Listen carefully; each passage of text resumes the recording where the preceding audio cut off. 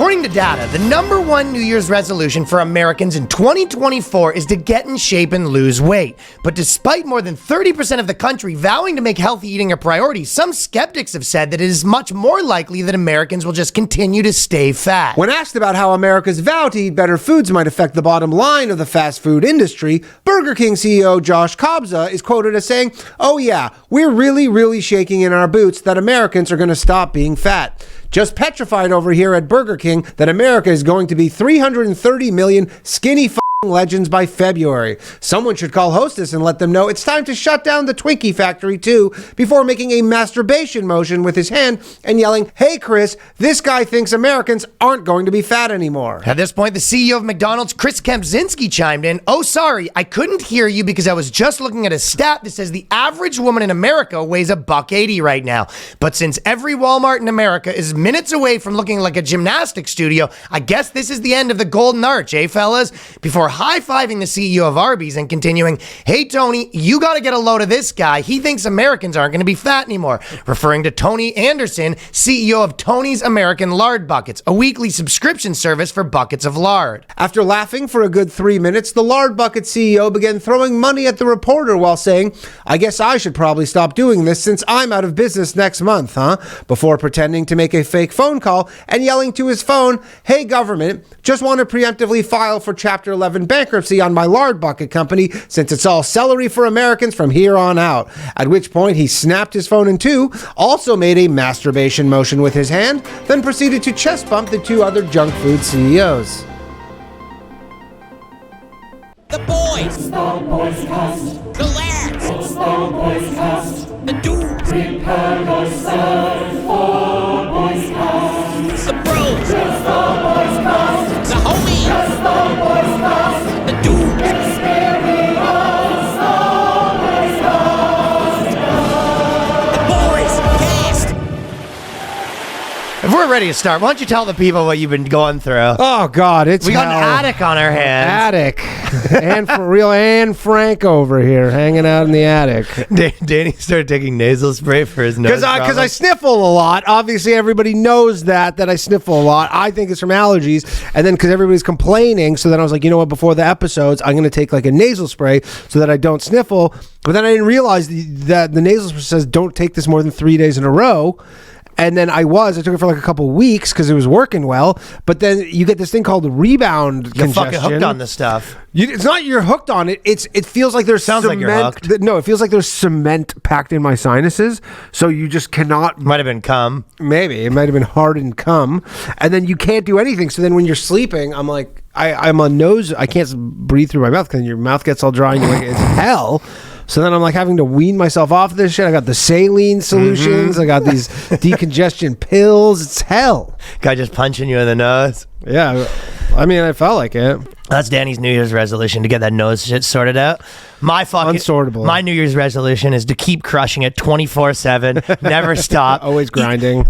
Never stop grinding. That is my vow. 24/7. There was a few. I was sleeping for 3 or 4 hours. My vow is to sleep 2. And to stop having Foo Fighters stuck in my head, because the Uber driver had the Foo Fighters playing and I had fucking My Hero stuck in my head. Caught myself humming it a couple times now, and I wanted to stop that band. I've still been humming the From the River to the Sea. You had Gelman. That means that you want to kill me. You've had Gelman in your head? I had Gelman since the war broke out. Literally just walking around my apartment, just from the river to the sea. That's what I will say. So speaking of, because New Year's, some people might know this, but in New York, they've decided they're going to do a New Year's Palestine protest. Yep. They're going to do a New Year's Palestine protest when they do the ball drop, which is very considerate of them, because obviously people were busy. They did a Christmas one and some people weren't able to make that. You might have had a work party. Yep. So this is one last chance to get a protest in for the year 2023. And it's going to be a biggie. That's what they're saying. You know, people had their work parties so they could, and you know what? Everyone knows January, February in New York's not a good protesting season. No. So you have one last, hurrah to get it out of your system. Although the weather is quite mild right now. This is actually prime protesting weather, Ryan. Exactly. So I thought that was very considerate of the protesters to say that, listen, we know people had stuff to do in December, the holiday seasons. You know what? it's kind of like when they extend the sale for one more week. Yeah, you know although what I think this one's going to be not as well received because when they do like the Christmas tree lighting protesters, like when they protested the Christmas tree lighting in New York City. This was like recently, a few weeks ago, the pro-Palestine stuff. Oh yeah, they said no presents until this Palestine situation gets sold out. You go, so we just don't have presents forever? It's like you're not even Christian, but. Those people, the people who are there who are kind of getting like inconvenienced, those are native New Yorkers. The ball drop, that's like a trip for people from like the Midwest. Good point. If you think some dude's coming fucking round up the whole family, drives from Chicago or whatever, Milwaukee to New York City to watch the shit, and you're gonna fuck with him for your pro-Palestine shit? That's a very good point. This is not, you're messing with New York. Fisticuffs will be had. Yeah. You're ready to throw down pro-Palestine. I've been actually loving the headline that was, we have a statement from President Gay. I was thinking it'd be so funny as some of the newscasters when they're saying like, and then obviously President Gay has weighed in on it, and someone needs to do a whole thing where they just call her President Gay. It's weird that's a common black name. And we are waiting for, it is a common guy. There's lots of Rudy Gay basketball player. There was you see a lot of football players gay. And so we have Claudine Gay, and she's weighed in. A lot of people want Gay to step down, but Gay has not decided whether she is in fact going to step down. That'll be the Boys News Network right there, BNN. Yeah. Gay. Your boy Kanye West has made an apology. What are we thinking on that? Does Danny accept the apology? All is forgiven, Kanye. You're back on? Yeah. I don't care. I kind of was over it. Okay, I'm going to tell you quickly my resolution. This came into my feed. I don't think anybody stopped listening to Kanye West. Like, it's still just on, plays everywhere. You know what they've been listening to instead? What? Okay, so do you remember how I was telling you From the river to the sea. The Latinos for Trump guy? Yeah. This is the best song I've ever heard in my life. I only have a bit because it came in my Instagram and I didn't track down the whole thing. I just screen recorded this. This is it the one with the chick in it? It's the one with the chick. The you MAGA heard mom? Yeah. I saw it kicking around on Twitter. There's so many things where... Get ready for the banger. Banger alert. There's certain things where I'll see on Twitter, not even exaggerating, 500 times, and all 500 times I'm like, not clicking on that. Buddy. They keep trying to rope me You're in. missing out for clicking on it because this is the best. Ready? Trans men don't understand what it takes to be a woman. Trans men don't understand what it takes to be a woman. Doesn't even rhyme. Yeah. Hold on. The chorus on this is the best thing. Let your man make the money, baby. You just do the cooking. Joe Biden's a Grinch. Kamala's a witch. Conservative and naughty written on my Christmas list. Please for more years, please for more years. Wait for it. Please for more years. Bring it up a notch. More years.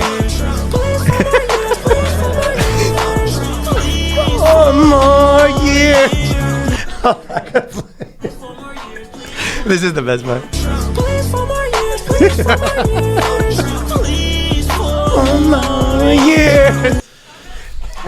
The thing is, you know how many people unironically You were stay at home and then you just do the cooking. You know how many people were just unironically bumping this? I don't think that many people are bumping this. Like, the dads who, like the MAGA dads and their liberal kids come home from school and goes, let's just put on some tunes, honey. Please for more years, please for more years. It's funny if someone, they've been at college and they come home and their dad's just in the. I don't think any conservative dads are bumping "Please for more years." Really like it. Please for more years, please for more years, please for more years. He's begging for it on his knees. That's all he wants for Christmas. It's just, please for more years. That's a good tune. My New Year's resolution is to watch more news and get really pissed off. Yeah, just yeah. I'm gonna watch more stuff and just be. I want to. Every time we do the podcast, I want to walk in here. Fucking, can you believe this shit? Yeah. And then you go, was the libs again? You go, both of them. You go, the libs are doing this. I want to be walking here pissed off at Joe Biden and Trump. You know what I mean? Oh yeah. I want to be every day. I want to wake up and be like, this fucking guy. Some people do live like that. It's no way to live, Ryan. Well, I'll take you. You get ready to get pissed You know what my New Year's resolution is? Okay, yeah, I do. Same one as his last year. Kill Sam Bankman-Fried. Yeah, that was a year highlight for you. I think that he went to jail. Was it? Yeah, because it was 2022 is where you lost all your money, isn't it? Yeah. Yeah, so 2023, that's things picking up. Things are looking great for you. I suppose. Yeah.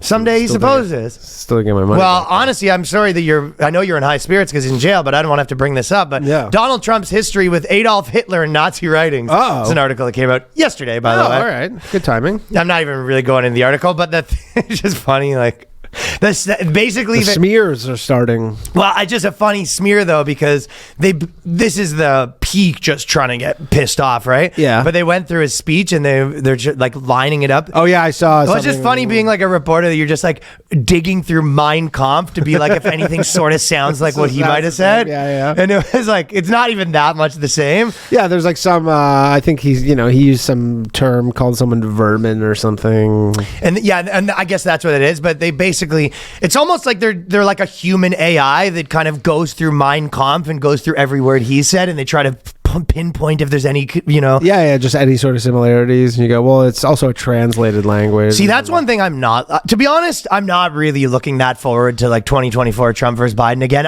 If I'm being honest, maybe we get some sort of wild card. I know a lot of people are like, oh, it's going to be funny and all that stuff. I kind of feel like I'm done with it. Yeah. Dude, you're just again to be like watch everyone just lose their minds again, where it's like they have to just change all their opinions because Trump goes on and it'll be like, I think that China's given us a bad deal, and then like all of our friends have to be like, fucking I'm Chinese now. Yeah. Oh, I didn't say we were getting racist to China. Yeah, well, how about this? I'm Chinese now. I'm converting. No, I don't. I'm getting surgery to make my eyes more Chinese. Certain policy things, I'm like, whatever, fine with. It's the doomers who are like, this is the end of democracy. If Trump wins, this is the end of America. And you're like, but you said that last time. It's a tough sell on the second time. Second time around, and you go, you got need a new playbook, which you're not going to have. It's the reverse of the third time with the girlfriend that you hate. This one's going to be the charm. Yeah, of course. You're like, no, but they're not. We're not going to be getting a new playbook. I'm going to get my citizenship this year, I think, too. Another thing. So I'm going to be fucking proper American. I started watching the thing. But I'll tell you what, you don't have a green card. You have a visa. So you probably don't know what it's like. At the airports, because I do a lot of cross-border now. Yeah. When I remember just the amount that you had to be like, sir, and I'm just hoping to visit your kind country. Yeah. With a green card, I'm like giving the guy the finger. Visa's the same, actually. They're insanely. I actually can't believe it sometimes. The amount that I'm, the cockiness that I have now that I'm a permanent resident, I walked in twice. The guy's just like, where are you staying? It's like, at your fucking mom's house. What do you want? None of your fucking business where I'm staying. Wherever I fucking want to. Yeah. How does that sound? Legitimately, the guy, I'd be like, I have it written down on this paper. The guy goes, so where are you staying when you're in America? I go, yeah, I don't know where. I don't know yet. Yeah. And the guy goes, oh, you don't know where you're staying? I go, no, is that a problem? What are you going to do about it? Yeah. Staying with your fucking girlfriend, pal. Do something, pal. Do something. You get real cocky with your green card. Oh, kablam! You can do whatever you want. So I was listening to this like Hormozi clip because I actually, I've talked about it, but I like the Hormozi clips. But he's talking about how he goes, I'm skipping Christmas. He basically, like Schultz was saying this, remember when he was on our podcast and he was saying that Hormozi had the clip where he was basically like, yeah, I could date a hotter girl, like blah, blah. He's like, yeah, but whatever. Like, could I get a hotter wife? Of course I could. But he's just like the level of savage. And that's what I like about him is that he's just like so unapologetic. But he goes, he did like a thing on how he goes, I'm not going back to Christmas, is because like basically the gist was like those people are losers and they're not on my level. And he was like, you have family members and they want to talk about shit there, and you're just like looking at them and you go, and people are like, well, you have to do it. He goes, do you though? Yeah. He goes, he's basically like, cut your family off. They're just losers. Grind. Yeah. He's like, your family doesn't know how to grind. Cut them out of the loop. Like that's and he goes, pathological. If these people want you to come have a beer at the bar, you tell them that you leave those people in the dust. Yeah, that's the gist he goes of to it, bed right? at 6:30 p.m. So is that what he says? That's his whole deal. I hate the going to bed early shit. He like legitimately, maybe not 6:30, but he's like, I won't do a dinner, like any dinner with anybody that's like later than like. There's a lot of rules. Later than like 5 or 5:30 or something is the latest he'll go for dinner. Yeah, and I guess it's working for him. But the thing that made me think, because he was talking a lot about, you go back with your friends from home and you just like waste time and they're all losers. And I was just like, yeah, but I don't have that with my friends. I feel the complete opposite. Yeah, they're your friends. And it was sort of reminding me of like what just on the topic of like a new year or whatever, it was kind of reminding me of like what I would think the purpose of like our podcast is, or like a good podcast, or like a mission statement, so to speak. Yeah. And I was kind of thinking, so it's like, like when I went back for Toronto, like me, Jarek, and Waldo went to dinner and stuff like that, right? And it was like, you kind of make fun of shit, but you're kind of like figuring stuff out, right? Yeah. So it's almost like you're figuring stuff out. You leave with almost like a few good tips. I guess most of my friends are sort of like successful to some degree or whatever. Sure. But you sort of almost leave with like, I'll be like, oh yeah, when you work out, what about this? Oh, I take this every morning. Or like, you kind of leave with a few tips. Yeah. You sort of talk about the shit that's been like bothering you, but you sort of like work it out in a way that like you're almost not mad about it anymore. Yeah, you just get to hang out with the boys. Yeah, but Hormozi, probably you introduce him, you go, this is my daughter, and he goes, well, what does she do? yeah, what is she? What'd she do? But my point was, he was sort of saying, I think it's like some people, maybe they have like friends and family that they leave and sort of, it was like toxic on them. Yeah. But it's like, I don't really have that. I feel like I leave sort of like pumped up sometimes. You know what I mean? Well, I don't hang out with my toxic friends. Well, I don't really have any. Or I don't have them anymore. Maybe in like I might have them once upon a time, maybe, and then you get rid of them. Yeah, or like that in a broader sense. But so that's what I was kind of thinking. It's like, that's what you want in like a good comedy podcast, is like, you sort of, you work out sort of the stuff like that was bugging you in a way that like you make sense of it in your mind that it's not really bugging you anymore. Yeah. And then on top of that, you kind of walk away with a couple good tips. You're like, oh, that's a cool way of looking for it. Like, one of your buddies will have like a good point on something and you'll be like, oh, that is true. Like that. Yeah. And sort of stuff sort of like helps you interface with the world better, and you leave like pumped afterwards. Yeah. So I was like, It's just fun. yeah, to I think see the your friends. answer is like Hormozi needs some better boys. Yeah. Well, he has them, and he goes, he just doesn't. Yeah, because he's hanging out with his boys and leaving, and they're all just like, I guess just the entire time is just like, oh, another shots. All we can do is shots, like Yeah. sports and shots. Sports and shots, yeah. He probably doesn't have a lot of time for small talk. Like, he doesn't have a lot of patience for just shooting the shit. He doesn't have any patience for shooting the shit. Yeah. I mean, he barely does podcasts. That's like his thing too. I think he does lots of podcasts. He says he says he doesn't do them, but he seems to be out there. Well, I guess it's because his whole I want him thing on is- here, man. He's the best. Well, I'd love to, but that's his deal though. He's like, I won't travel for a podcast because it's just like the idea of traveling. He's like, there's no way it's worth it. Well, if you're running like a huge business, you probably can't just be like on the road every day doing yeah, press. of course. So Do that once a year and do like once a year and do all of them. yeah, we'll get him one day. So in Japan, we always bring these up, but the Japanese city apologizes after advising pregnant women to cook, clean, and give husbands massages. And I always love. What's wrong with that? Hello, we have the base department on the phone. We are getting a call from the base department, just checking in. Tokyo office. Tokyo office. Yeah, it's Dude, how sick is that though? probably at work too. Probably Japanese women are like, oh, so okay, so sorry. Oh, do it again. What do they do? That's all I got.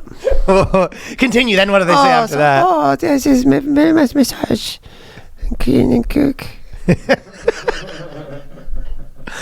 Oh, my husband's so sniffly. It needs massage so bad. It's basically Miss Swan. Bad body. Bad buddy. But the reason for it originally was because their birth rates are declining. And obviously, the more, feminism takes hold and all that stuff, the more you get hit. And Japan has like a real problem with birth rates, right? yeah. Because Japan... Huge elderly population. Yeah, and they're taking and they just have the problem that kind of how it's social security right now is almost like a problem where it's like you got too much people taking, not enough people giving. You know what I mean? Yep. They have that times a million, right? I used to do kind of a joke where people always, shit on like places that were like kind of historically white countries, being like you're against immigration or whatever. You go Japan, the guy will be like 80, and they're like, hey, it's almost time for retirement. He was like, great, and they're like, oh, I guess we'll have to bring in some immigrants. He goes, no, I dig. Oh, no, I dig. No. So obviously this sort of took hold, and they're basically giving people like Andrew Tate as designated reading for women, right? Yeah. Top down from From the government too, yeah. There's a difference in the way men and women feel and think, one flyer reads. One of the reasons is the structural differences in the brains of men and women. Hey, can't argue with that. Waiting to hear a lie. It is known that men act based on theories while women act based on emotions. Can you imagine being able to, and girls love shit that the government tells them too. You have to remember that, right? Especially in Japan. I don't know. Especially here. Yeah, especially here. There's nothing women love more than loving the government. Chicks be loving the government.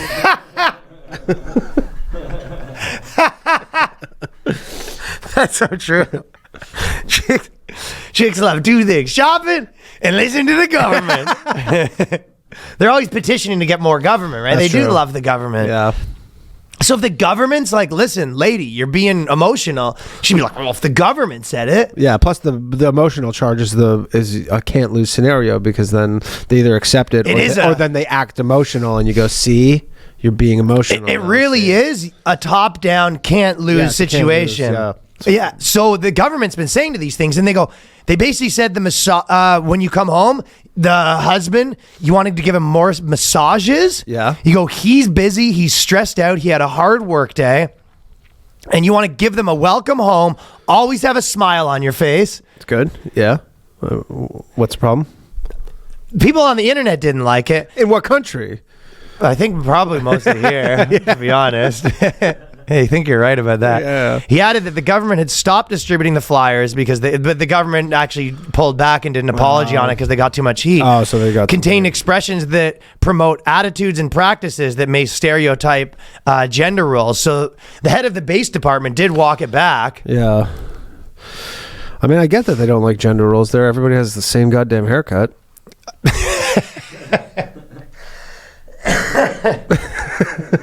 It's confusing. So I always like to contrast what's going on in Japan with what's going on over here. Yeah. And celebrities' assistants will not stop snitching. Kevin Hart's former assistant makes a bombshell claim about the actor in Tasha K interview. And Kevin Hart's assistant's doing the fucking podcast tour now. Yeah. Talking about how he's smashing. Speaking of gender roles, you ever heard of a male assistant, guys?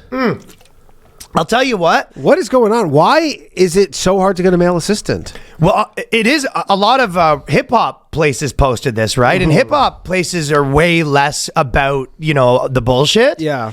And I actually saw a video recently where it was like it kind of was a big viral one, but it was like a famous trans activist, big, I don't know if famous is the right word, but big internet person. Okay. And they were at the airport. Yeah, the Delta thing. And they were arguing with the guy in the black. Some dude in the Bronx, and he's just like not having the bullshit. And he goes, "You're being condescending, like fuck off." And she goes, "You just misgendered me again." He goes, "Yeah, I don't know. I didn't do it intentionally. If you want to be like that, you'll be banned. I can ban you from the airport 3 days or whatever." Before Christmas, he goes, "I can get you kicked out of here." And I got to be honest, I was a little torn because obviously I'm very much against trying to you don't want to humanize airport employees. This is where I was coming from. Yeah, I go, it was my airport employees are my natural enemies. Obviously, I'm against, some internet activists trying to get you in a gotcha to publicly shame you in their community. Yeah. And try to get you in trouble. And this is all to really just get you fired and free Delta for life. That's the main thing, is free flights. Right. It's sort of the things that annoy me about activists and the things that annoy me about airports. And I don't know which is higher. I probably have to go with the airport guy in this case, because I'd say that my number one thing I hate is trying to name and shame someone for that sort of shit. Mm-hmm. But it's hard for me to really empathize with the airport employee, because to me they're the vermin. Airport employees, to me, they are. They're the lowest of the low. Ryan's using dehumanizing language. Buddy, I almost got into it. Necessary. The other day, I almost got into it with one. For what? Well, because this guy, I come on, and he was sort of a bit of a poof himself. A little poofta. And then this guy, I'm walking out, and they made me check my bag. Air Canada? Yeah, but it was the checks where you pick it up after the airport, right? So I come to the guy and I go, "Hey, where do I get my bag?" And he goes, "They're going to be right here." So I walk past the line, and then people start walking out with their bags, and I go, "So they're not going to be right here. They're going to be over there." And then I start walking back. He goes, "Sir, you can't walk back." And I go, "But you told me I should come over here." And he goes, "You passed the line? You can't walk back." So he goes, "All you have to do is wait." So he makes me wait for 25 minutes. Because he told me the bag was going to be in the wrong place. This is weird, actually. This is Air Canada? Yeah, and sometimes they are there. But Well, because I had the exact same thing flying, and I've never seen it where once you step off the actual airplane and you're in that they don't let you come back? No, they're in the walkway and they go, just wait here and we're going to get your bag. Yeah, what the fuck's that? I was like, put it on the goddamn carousel. Exactly. Yeah. I'd never seen that before in my life. And so I guess that's what they're doing now up in fucking Canada. We got into it, me and the guy. I bet. We almost went to blows. I'll tell you what, if he got into it with a trans activist right then and there, I probably would have taken the trans activist's side. Yeah. You would have fucking popped the wig on and got beaten. Ladies and gentlemen, we got a misgenderer over here. I would have started crying. Oh my God. It hurts. Oh, it hurts. The emotional pain. The emotional pain of watching someone be misgendered by this monster. Yeah. So, but after it's De Niro, a lot of these were from before. I don't know if he would have a male now, but it's like, do these people not get their assistants to sign NDAs? It's like, it really seems like, I guess, yeah. Dude, if you're a famous guy, you hire someone to work with you, and then basically the entire time they're working with you, they're just collecting data to now go do a podcast tour to trash you. That is a good point. Why no secrets. NDAs?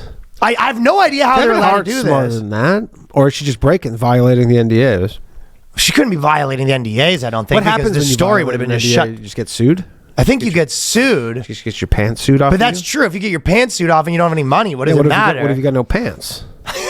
Yeah. So, but then I guess you'd be making a lot of money from spilling the beans, and then you'd lose that money. Definitely any money that came from the bean spilling. Dude, in today's day and age, you really have to be careful who you hire. Just get a goddamn male assistant, not a gay one. I mean, it could be gay, like a Lloyd situation from Entourage, but you just get just a bro. Yeah, I don't know if there's some sort of other dynamic there where you're like, no, because what happens is those guys, they're more like kind of like aggressive, and they'll try and usurp you a bit power wise. Like there's like a 48 Laws of Power thing where it'll be like, never get a male assistant. I don't know what the answer is. I don't know the answer either. These guys are having a real problem with it. Just speculating. And Kevin Hart, everyone knows that he was out there smashing. He was like been busted for it a couple times. So it's like this guy's at this point. This chick's just adding insult to injury. He already did the time. Yeah, he already did the time. Yeah, she's accused him of the crime. It's like the man already did the time. Yeah, I mean, I guess she's saying some other stuff that happened that I didn't know about. Knocking up a stewardess. But when they posted it on the hip hop pages, everyone's like, these fucking snitch assistants. Agreed. You're gonna get taken out by AI. It is interesting because I watched the like Ricky Gervais special. Yeah, that just came out. Yeah, I mean, it wasn't my favorite, but then it was interesting because the Ricky Gervais special, I sort of left being like, whatever. Yeah. And then after all these articles started coming out, and it was basically the one goes, the once brave comedian has become wholly uninteresting and become wholly uninterested in subverting the establishment, writes Nick Hilton, right? Okay. So his whole criticism of Ricky Gervais and all these criticisms is basically like he's the status quo or whatever. And it almost like, I didn't even really like it. I kind of thought it was, a lot of stuff he said before. And then on top of that, I kind of felt like there was also an added component where it was like a little preachy for me. And then there was also a lot of jokes where it kind of, the punchline was being mean to like a handicapped person. And it's not that I'm against that, but it was like 10 in a row. Yeah. It was just like so many, it was like literally, I'd say the majority of the jokes were like mean to handicapped people. Yeah. And then explaining where like, if you see like that person was that was a fictional character. And if you're offended by that, and I've always sort of disagreed with Ricky Gervais's stance where he kind of says everyone's sensitive and was like, they're not sensitive. They're like politically against you. Right. Yeah. But he's in a weird spot because he's like, but I'm a liberal. What would they be against? Yeah, so he's kind of sticking the whole to the thing. reordering of everything, kind of. Yeah, and it's just like almost like willingly not understanding what's actually shaking down. Yeah. That being said, I think Ricky Gervais is one of the funniest people in the world. So I just always kind of like disagree with him on a few things here and there. So and then whatever, it was kind of like an old guy thing. I'm sure it'll be like a huge trans swimmer joke. Swimming. Probably. Yeah. I would imagine he did. I can't really remember, but it would probably end with a punchline of him saying something to the guy in the wheelchair. There's a lot. It's really a lot of jokes for the guy in the wheelchair. A guy has cancer. He sort of builds the scenario. Anyway, my point is, probably left being like, oh, whatever. And then every article comes out being like, he's for the establishment. And you're like, well, that's not true. It's like the Hollywood and, all of the main establishments don't agree with what he says. No, and he did the Golden Globes thing famously where they're... Yeah, it's almost like it's that old thing where we used to say, and I'm not calling Ricky Gervais this, but there was that old thing where we knew a lot of comedians that probably...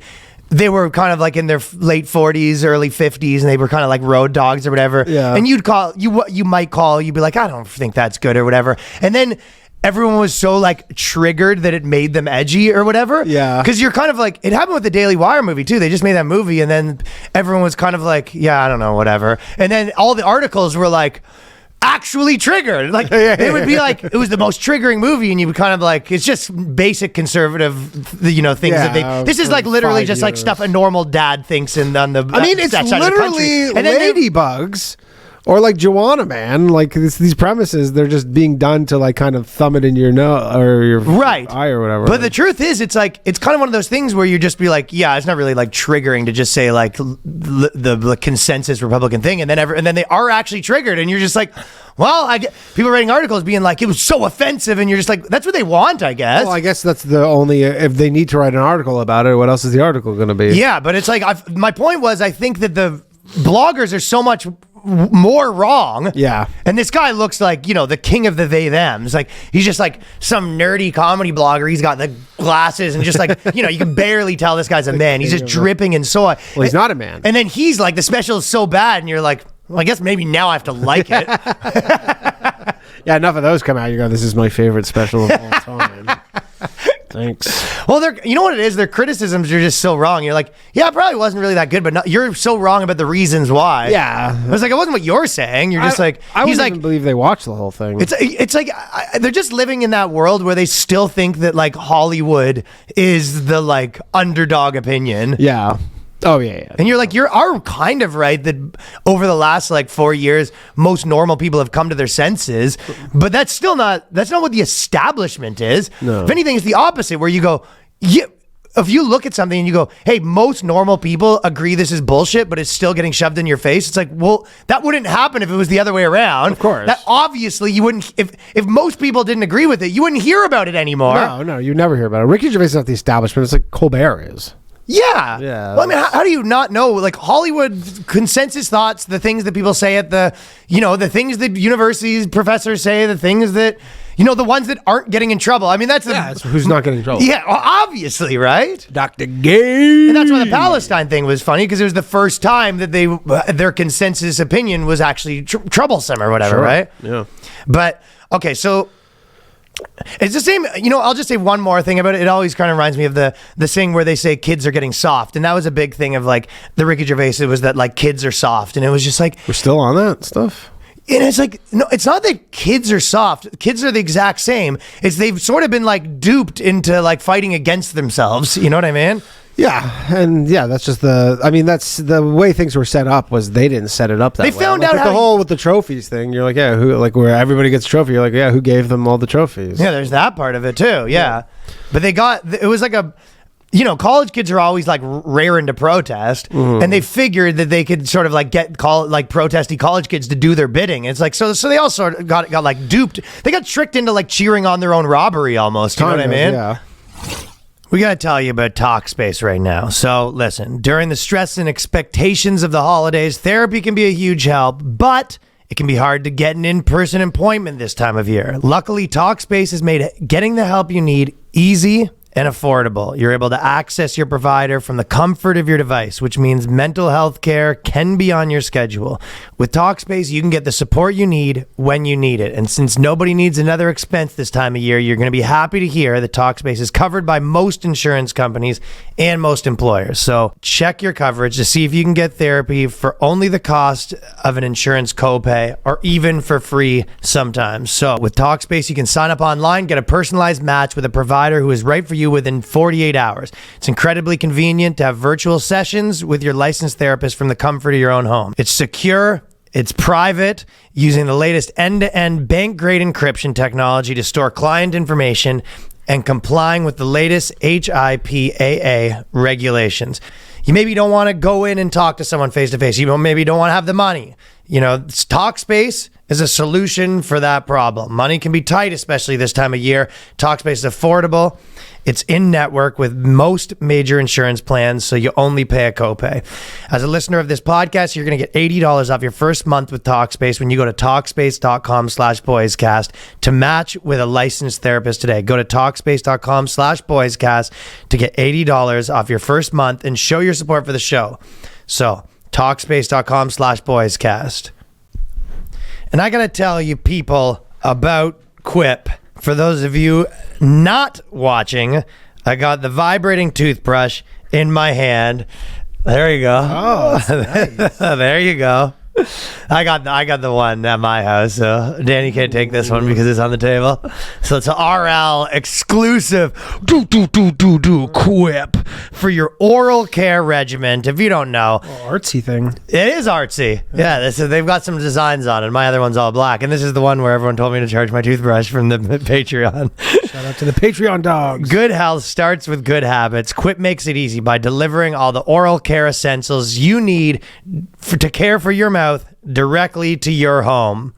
So we are thrilled to reveal Quip's latest collaboration with the renowned artist and innovator Chantal Martin. So Danny was right that there is something fancy about this one. Yeah, it is. Known for the bold, inquisitive artwork and creative ventures. So this is an iconic line right here. Limited edition products, smart rechargeable toothbrush, gum and mint dispenser, bringing simple function and beauty to everyday oral care. This right here is a premium, lightweight, sleek design, no wires, no bulky charger to weigh you down. A smart rechargeable toothbrush, easy charging, say goodbye to the hassle of batteries. Quip's rechargeable toothbrush features a magnetic charging cable for easy power-ups, and it's the cable that you use for other stuff too. If you lose them, it's an easy one to come by. One charge delivers 3 to 4 months of smooth operation. It's a smooth charge. It's a smooth brush, keeping your routine efficient and your bathroom neat. And this is the best part. The convenient subscription for toothbrushes will automatically ship you a new refill head every 3 months, because probably most people in the world use a toothbrush for way too long. Oh, yep. The same schedule recommended by dentists. It's a no-fuss way to keep your brush fresh and the bristles effective. So this electric toothbrush is loved by over 9 million mouths. In addition to brush heads, Quip also delivers fresh floss, toothpaste, mouthwash, gum refills every 3 months from $7. So if you go to getquip.com/theboyscast right now, you get 20% off any electric toothbrush or mint and gum dispenser. Plus, listeners of this show will get an exclusive 20% off discount on the Chantal Martin collection bundle. That's 20% off any electric toothbrush, mint and gum dispenser, or the Chantal Martin bundle at getquip.com/boyscast. That is GETQUIP.com/boyscast. Quip, the good health habits company. Yeah. So this person wrote an article. This is some good shit right here. My straight boyfriend keeps making jokes with his friends. Keeps making gay jokes with his friends. My straight boyfriend keeps making gay jokes with his friends. Is he gay? It's a really weird to top tier. refer to your boyfriend as your straight boyfriend. My straight boyfriend. You go, what? I wouldn't like if that kept happening. Yeah. I have my straight boyfriend. Hey, have you met my straight boyfriend, Danny Polishuk? Hey, everybody. Necessary qualifier right there. Oh, and I would like to come to the party, but also I'm going to bring a +1. Is there room for my straight boyfriend? My straight boyfriend will also be in attendance if it's all the same to you.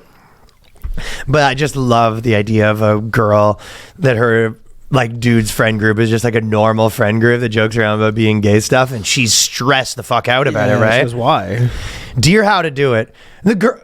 A lot of times women have a really hard time understanding male dynamics of friendship. Yeah, for sure. Like the zinging each other and all that stuff. They don't like the zinging. They don't like the zinging. No, they like the empowering. Every time I'm hanging out with too many dudes, I come home with a little too much heat, and Yeah. What's up, bitch? You hanging out with the boy, dude, because my brother's is like that too. It was just like, obviously you just be, anyone puts on like 10 pounds, they're going to hear about it, right? Yeah, of course. And then you come back with that energy being like, fucking ate a couple in the holidays, eh? And she's like, what? She's crying. You're just like, oh, fuck. No, it's just a joke. So someone's been fucking eating it. What? Whereas your body puts on 10 pounds and you're going ham on it, right? And they were just like, they were going ham on the actual ham. I've noticed the sexual undertones in my boyfriend's friend group. The funny part is, like, what do you think actually is happening? They're all like making gay jokes with each other. Because they're all secretly gay. Yeah, like if they were all secretly gay, what would be the odds that they would be like leaving all these clues? Like, you're hanging out with a hockey team. Hockey teams are the forefront of this, probably more than any sport. Yeah. If any basketball player goes into a hockey room for 10 minutes, he'd probably be like, pause. What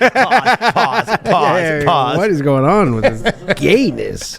This homosexuality. I will say, I like the gay jokes as much as the next guy. There are certain groups, and the band culture was a little bit like this too. There is certain guys where it is a little too much grabbing your dick. Yeah. You're like a little just too literal gay stuff. Yeah. A lot of band culture was like that. A lot of hockey culture was like that, where it was just like the joke. I prefer the jokes to have a little more meat in them than just grabbing the meat. Yep. Yeah. You like a little more wordy joke.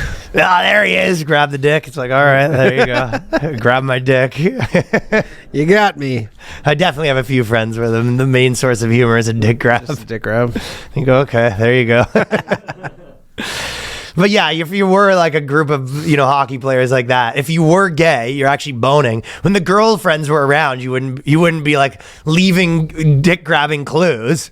I guess it's like the thou doth protest too much kind of thing, where they go, maybe you would be. That's their they're like, plan. maybe we would be super gay. So like it's sort of they're all sitting 3D around. chess. But it's touch D chest.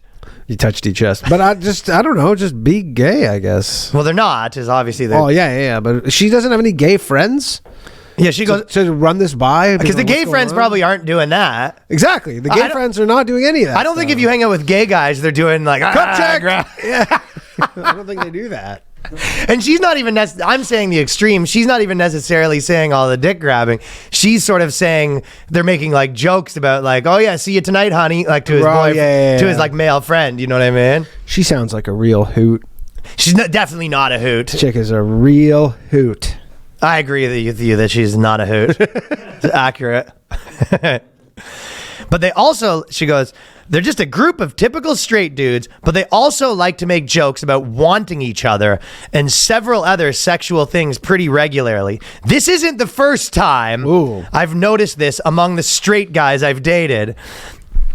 I did have a girl say this to me once, actually. What? That she said that a lot of gay stuff happening? Well, she goes, I thought, yeah, she was like, she goes, I thought you might be bisexual because you and your friends made all these gay jokes and all this sort of stuff.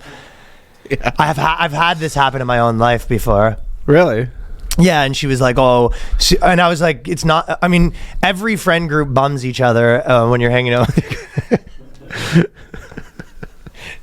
She goes, I go, that's like common joke. She goes, okay, but you were sucking it pretty good. Yeah. I go, you've never heard of humor? Yeah, you never heard of it. But it was like basic stuff, and she was like, oh no, I had a problem. I was just thinking that like maybe you were bi. I don't know, you made all those jokes or whatever, and you'd be like, on stage, I think it was even like I'd make jokes. Actually, you know what? I can't remember the exact thing. Now that you say that, actually, I had an ex who thought I was black because I'm racist. You just say the N-word so much. It's like basically the equivalent. She goes, "Are you black?" My favorite is when people have like really innocent girlfriends. Like, my buddy had the super innocent girlfriend. And she had like caught him. She found out that she had porn on his computer. Yeah. And like everyone was drinking, and she was kind of like an oversharer. And she was like saying that she caught him watching porn on the thing, and it was like stepsister porn. And we were like, what? And every guy there just fucking sold him out so hard. And we go, what? So it's just like two people, and they just like have sex, and you just like watch that. We're like, I don't even know, where would you even find and that? You're pretending to be the stepsister. And the guy was just like, fuck off. And we're all just talking to her. And we were going, so wait, he just like, is this like a thing he does like a lot? Or do you think it's like a one-time thing? It's like, I mean, I don't know if it's that big of a deal, but like, so is it like a specific website that you go to? And we were just going so hard on the idea that... Is there something you like type in? Do you pay for? Like, I don't. I mean, again, I'm not judging. Yeah, you. that's just judgment-free zone. He was just like, but he was just like, stop listening to them. They're fucking with you. And be like, I mean, okay. Why would we fuck with our friend's girlfriend? Yeah, why would we fuck with our friend's girlfriend? It's not what friends do. But I did have a girl once that said that I thought you might be bi or something because of all the jokes or whatever. So they do it. Yeah, all right. They're incapable of understanding that it's funny to French kiss your friend for 45 minutes straight. It's a goof. No, he's a fucking goof. Yeah, he's a goof. And then she goes, what is up with that? Should I be asking my boyfriend if this is something he actually wants to try? Oh my God. That's the worst too, because you're like, fuck, I can't even have fun in this relationship. Well, you're going to come home and your Christmas present, she's going to be unwrapping a bull. Yeah, no, or she's like, all right, well, you've been making all these gay jokes, so I got a strap on to peg you this Christmas. Yeah, my gift to you. No, I mean, you're like, that is pretty funny, though. I'm going to have to tell the boys about this one, but no. When I'm done sucking them off. For gay. Boys are going to have a real hoot about the fact that you bought a strap on to no, peg Danny, me. you're just like, oh, no, you don't understand. It's just a quick gag. Not this kind of gag. Like a joke? No. She goes, yeah, you're having a miscommunication at the therapist. She goes, you kept gagging. You go, exactly. It was gag. It was a gag. A goof. A gag. What is up with that? It's just is it sort of a bonding thing? Am I completely missing something about how my male friend groups work? I had a girl that I was dating before that I used to always say, her catchphrase was, what's up with that? Because the stories never had a point. It always just end with, what's up with that? What's up with that? You're gonna Crappy monologue. Yeah, exactly. What's up with that? What's up with that? You're gonna walk in and have a male prostitute waiting for you for your Christmas present. I would hate that though. A male prostitute waiting for you for Christmas. If I had a buddy that openly, like his friend, the girl, if this was your friend's girlfriend, where he went like, can you believe she asked me if you were gay? You'd be like, that's pretty fun to fuck with, though, right? Oh, of course, amazing.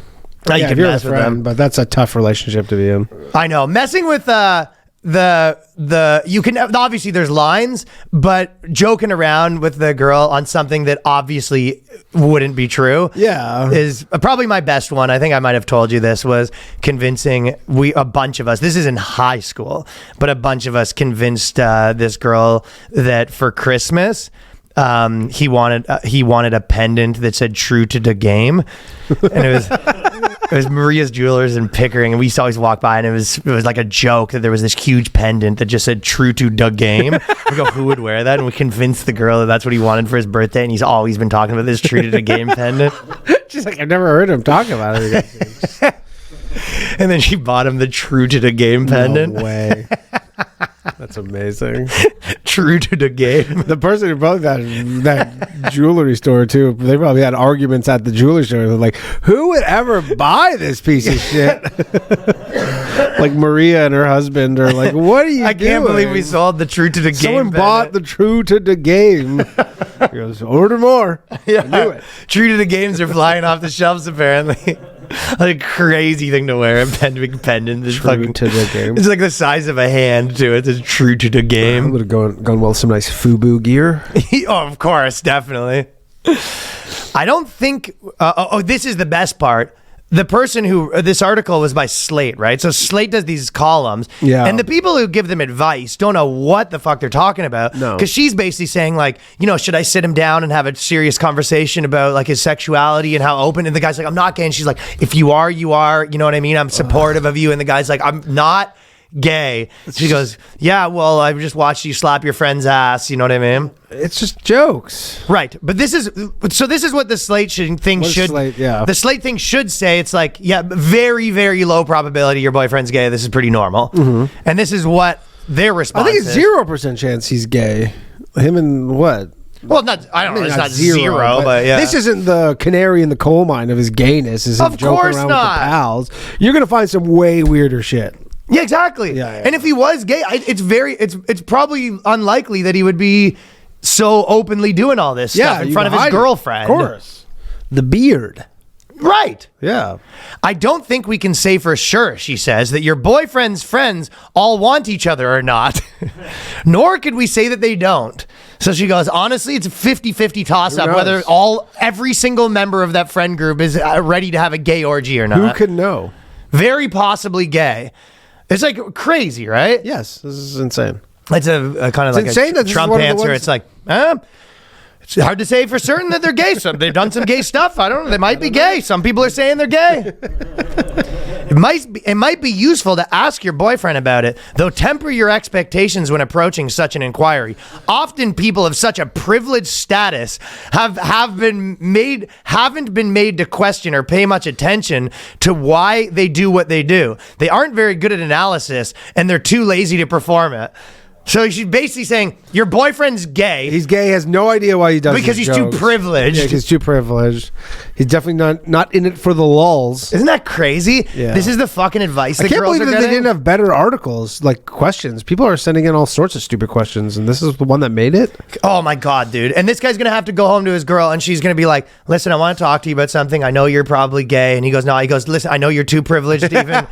You're too privileged, you're too proud to admit that you're gay, but you're gay. Yeah, you don't. No, he's not even saying too proud. She's saying like you don't understand like how your privilege is not allowing you to see that you're gay, and it's manifesting in this joke that you and your buddies do sometimes. Yeah, and you're all gay. I go and I spoke with all the girlfriends, and they're having this exact same conversation. Yeah. So every single one of us is meeting right now to have a fucking. So I guess it's the end of the line for us, but you queers go have a nice life. Literally, new year, new queer. You be you. Incidentally, the findings. They say, incidentally, the findings, a study was published in this Journal of Sex Roles in 2017, so obviously this is some bullshit publication, suggested that men present as more sensitive and responsive to perceived threats to their masculinity, express amusement with sexist and anti-gay humor because they believe it reaffirms their masculinity. So she's sort of saying, kind of what you saying it, essentially...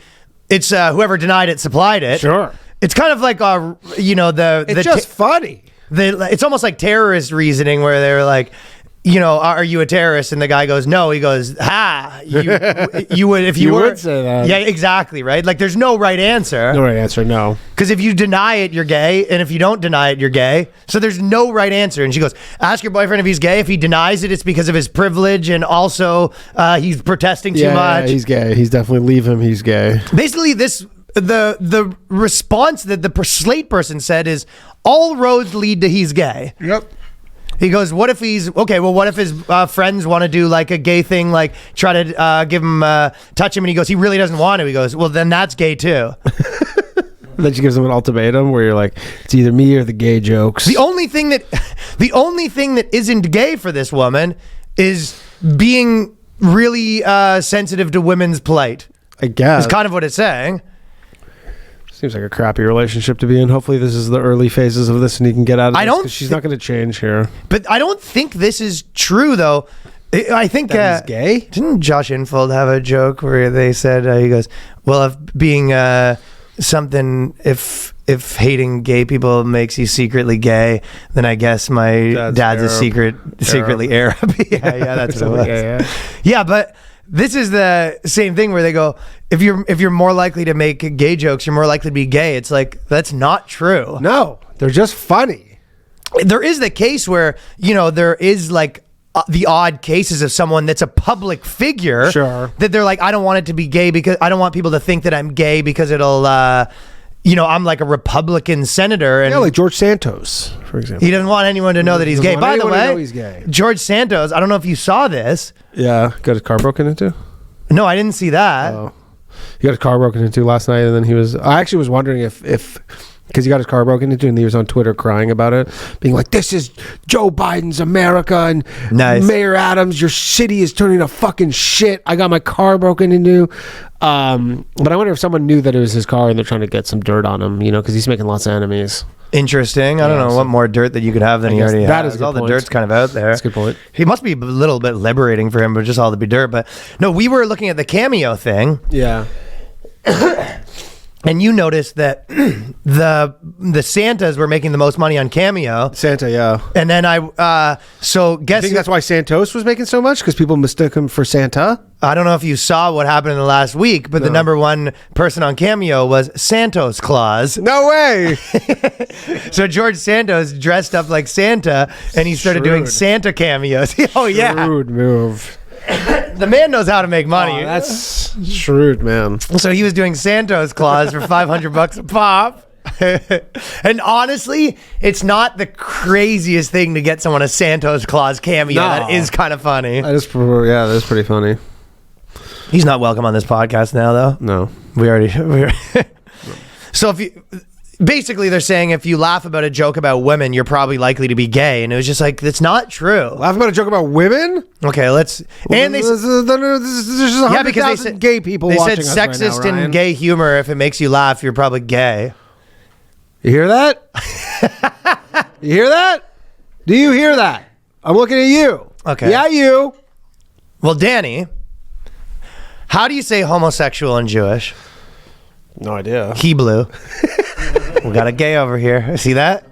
See that? Everyone, zoom in. You will notice some chuckles coming out of a gay man's recently outed. You zoom in super tight. I'm like, So you just laughed at a gay joke. So that's we got a gay. So we're doing a little test here. 1 for 1 gay. we got one. What do you call a gay cowboy? I don't know. A Jolly Rancher. Okay, straight on that one. Pretty straight there. Okay, so straight man on there. How do you fit 3 homosexuals on one bar stool? How? I think you know the answer to that one. Stack them? Okay, so he's not laughing. So he's denying it right now. So Is he's it stack them? No, you turn it upside down. What do you mean? You never heard that one before? No. These are old classic street jokes, I'm telling you. Oh, okay. What do you call a homosexual dentist? What? Tooth fairy. It's not bad. So now he's sort of figured out the format. You're not oh, there he left. Okay. I caught that. Just old school street joke. My girls will watch this though, and she'll be like, "Are you gay?" That's true. The thing said that, and then the article Slate said that you might be gay, and then you laughed at a joke. So The Slate person should be friggin' tarred and feathered for giving that advice, by the way. terrible advice. Terrible. I don't know if you saw, but the Pope, there's sort of, some people are saying it's not as much as, basically the story was Pope says priests can bless same-sex marriage couples, but I don't know, Snopes is kind of saying that's not exactly what it means, and so it's kind of up in the air. There's a lot of articles saying that basically he's like, no, I'm not totally for it, it's just we're going to bless it. He's sort of like in between. Yeah, he's kind of like, we're just not going to be as bad as we were before. Yeah, but he can bless them now. But it is just funny, like every second day the Pope has an article, like he's inching a little closer to being gay, being chill. Yeah. You know what I mean? He doesn't want to wash his dude's He doesn't want to feet. blow his I'll tell you what. That's the weirdest, by far the worst part about being the Pope is the washing. Washing the dude's feet stinks. Every year you got to wash a bunch of just like dudes' feet. I would hate that. Unless man. you're super into feet, and then you're just like, Then you love it, dude. Well, this Pope, Christmas comes early for the Pope. he does every week come out with a new kind of rule about like why it's pretty chill to be gay, right? Yep. But I don't know if I would take the Pope gig if you had to wash the feet. I think if I was the Pope gig, I would probably. You definitely got to wash the feet. Every time you wash the feet, you have to say pause. Yeah. And that's the thing; they're not like good feet. It's not like some supermodel. No, it's like homeless people and It's like shit. homeless people's feet. When you're doing it, Rough do you think the feet. whole time he says no homo? No homo. No homo. No homo. No homo. He added, it's the seed of the Holy Spirit that must be nurtured, not hindered. And he means the gay spirit. So we know what seed he's talking about. There's only one spirit, and it's gay. So. And there's another one of these. So I'm just going to tell you, because these Slate articles are 90% like women kind of writing in with crazy assumptions they've made based on kind of like, dumb 2023 frameworks. Yep. And then getting, when someone should be saying like, no, you're being crazy. Yeah, they confirm it. They're confirming you're it. valid. Okay. Where do I find high quality lace lingerie for men? I'm 30 female and I want to get some for my husband for Christmas. I recently noticed that some of my underwear has been going missing and I thought the dryer was eating them or they were being misplaced. One day I returned from work and my husband was in the shower. I saw my underwear with his clothes where he had taken them off. I was surprised, but I was also turned on. I love the idea of a man wearing lace underwear. I didn't say anything about it. But since then, I've been keeping an eye out, and I've noticed waistbands of my underwear all on top of his pants once in a while. So she's concluded that he's wearing the underwear. But it's also, I mean, I guess it's possible, but it's also possible he's doing something even pervier with them. Yeah. Like smelling them or putting them in his pocket. And it's also possible that she just left her underwear on his pile of clothes. Possibly, but I mean, she keeps noticing it, so seems like not the most likely scenario. Dude, that would... But if you were hypothetically wearing your girlfriend's underwear... If you could, you know, obviously you'd be busting them at the seams. I would not be. Those are not fit. I would not be. Would not fit. Let the record state that Danny Polishuk that is something he would not be doing. No. But you probably wouldn't be so obvious to leave it everywhere unless you like wanted her to find out. Yeah, exactly. You'd be kind of concealing it for sure. But the person who gave this advice was like, oh, you want to get him the mother. Do you think there's any guy out there? And as I'm saying this, I'm like, I wonder, because this is actually a pretty good idea. Like some dude who's just dating like a pretty decent looking chick who behind her back sells her like soiled clothes. I don't know, because I think if you wanted to run that racket, you almost don't really need the girl, right? Because you just probably buy the underwear and sell them. Well, but you need them like used. You need some provenance, as they say. You need to prove their use. I think a lot of dudes that do that probably just wear them themselves. You know what I mean? Wear them around for a while and then just start to smell sweaty. Wait, I've been smelling sweaty dudes' underwear? I think that's very likely, dude. I think there's a high probability of that. That if you're buying underwear, you're buying it was just wearing by like some fucking freak. Yeah. Some like dude that lives in a cabin. I guess that's the problem. Probably back in the day, you could get... Dude, really, you just need to put like sweat on them and shit. You could get ethically sourced used panties and shoes and stuff, but now with the proliferation of the internet, you don't know who you're talking to. No, you almost needed to come with a photo of them wearing the That's exact what I'm saying. pair. It's got to be like But a the sports photo- memorabilia. It's got to be photo match. But it has to be photo match and the underwear has to be serialized. Yeah. It's got to be like the whole authenticated and like a video of her like basically jogging and then getting back from jog, taking it off, and then like going through the whole authentication process. Crappy. Yeah. Well, I'll just say, if this guy wasn't wearing the underwear, on the, I don't know, probably 50-50, Yeah. definitely the advice is like not good. Well, what's the size? How big is he? I think you could probably tell. They'll probably get stretched out like crazy. Are you the same size as him? Did you know that sniffing women's tears lessens aggressive behavior in men by a study? I did not know that. Isn't that crazy? So you can kind of say to a dude, like when he's being a little, being a little light in the loafers, you're just like, oh, someone's been fucking sniffing women's tears. Well, you think if there was any proof or efficacy to this, then there is. Well, I'm saying, but then they would somehow like put women's tears in like prison water supplies and stuff to Sniffing them. Well, you get or whatever you drinking them doesn't do anything. Miss them around. So basically, what if you put them on clothes like fabric softener? But if you sniff liberal tears, it makes you more fucking feminine. Isn't that crazy? Interesting. According to new research published in the Open Access Journal, so they basically had a bunch of dudes sniff all these different things and then make like risky choices and this and that. And when given the opportunity, the men could get revenge on the other player by causing them to lose money. The men did not know what they're sniffing. And the men that sniffed the women's tears basically had less like aggression and, need for revenge and stuff like that. They're saying, isn't that wild? Do we need to start bottling women's tears? I think that's what the next thing is, bottling What type of tears, though? Do tears of joy elicit the same? Dude, if that's Biden's second term, is they make every man line up and they have to do their ceremonial sniff of the tears.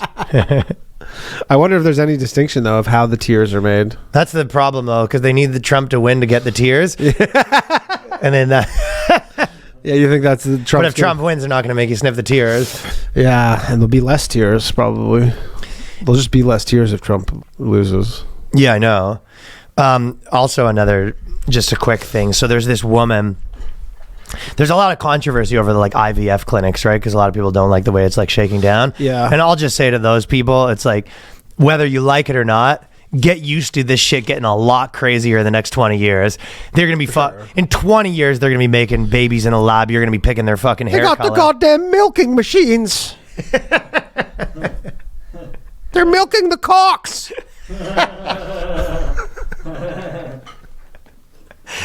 But they actually are milking the cocks pretty soon. They're milking the goddamn cocks.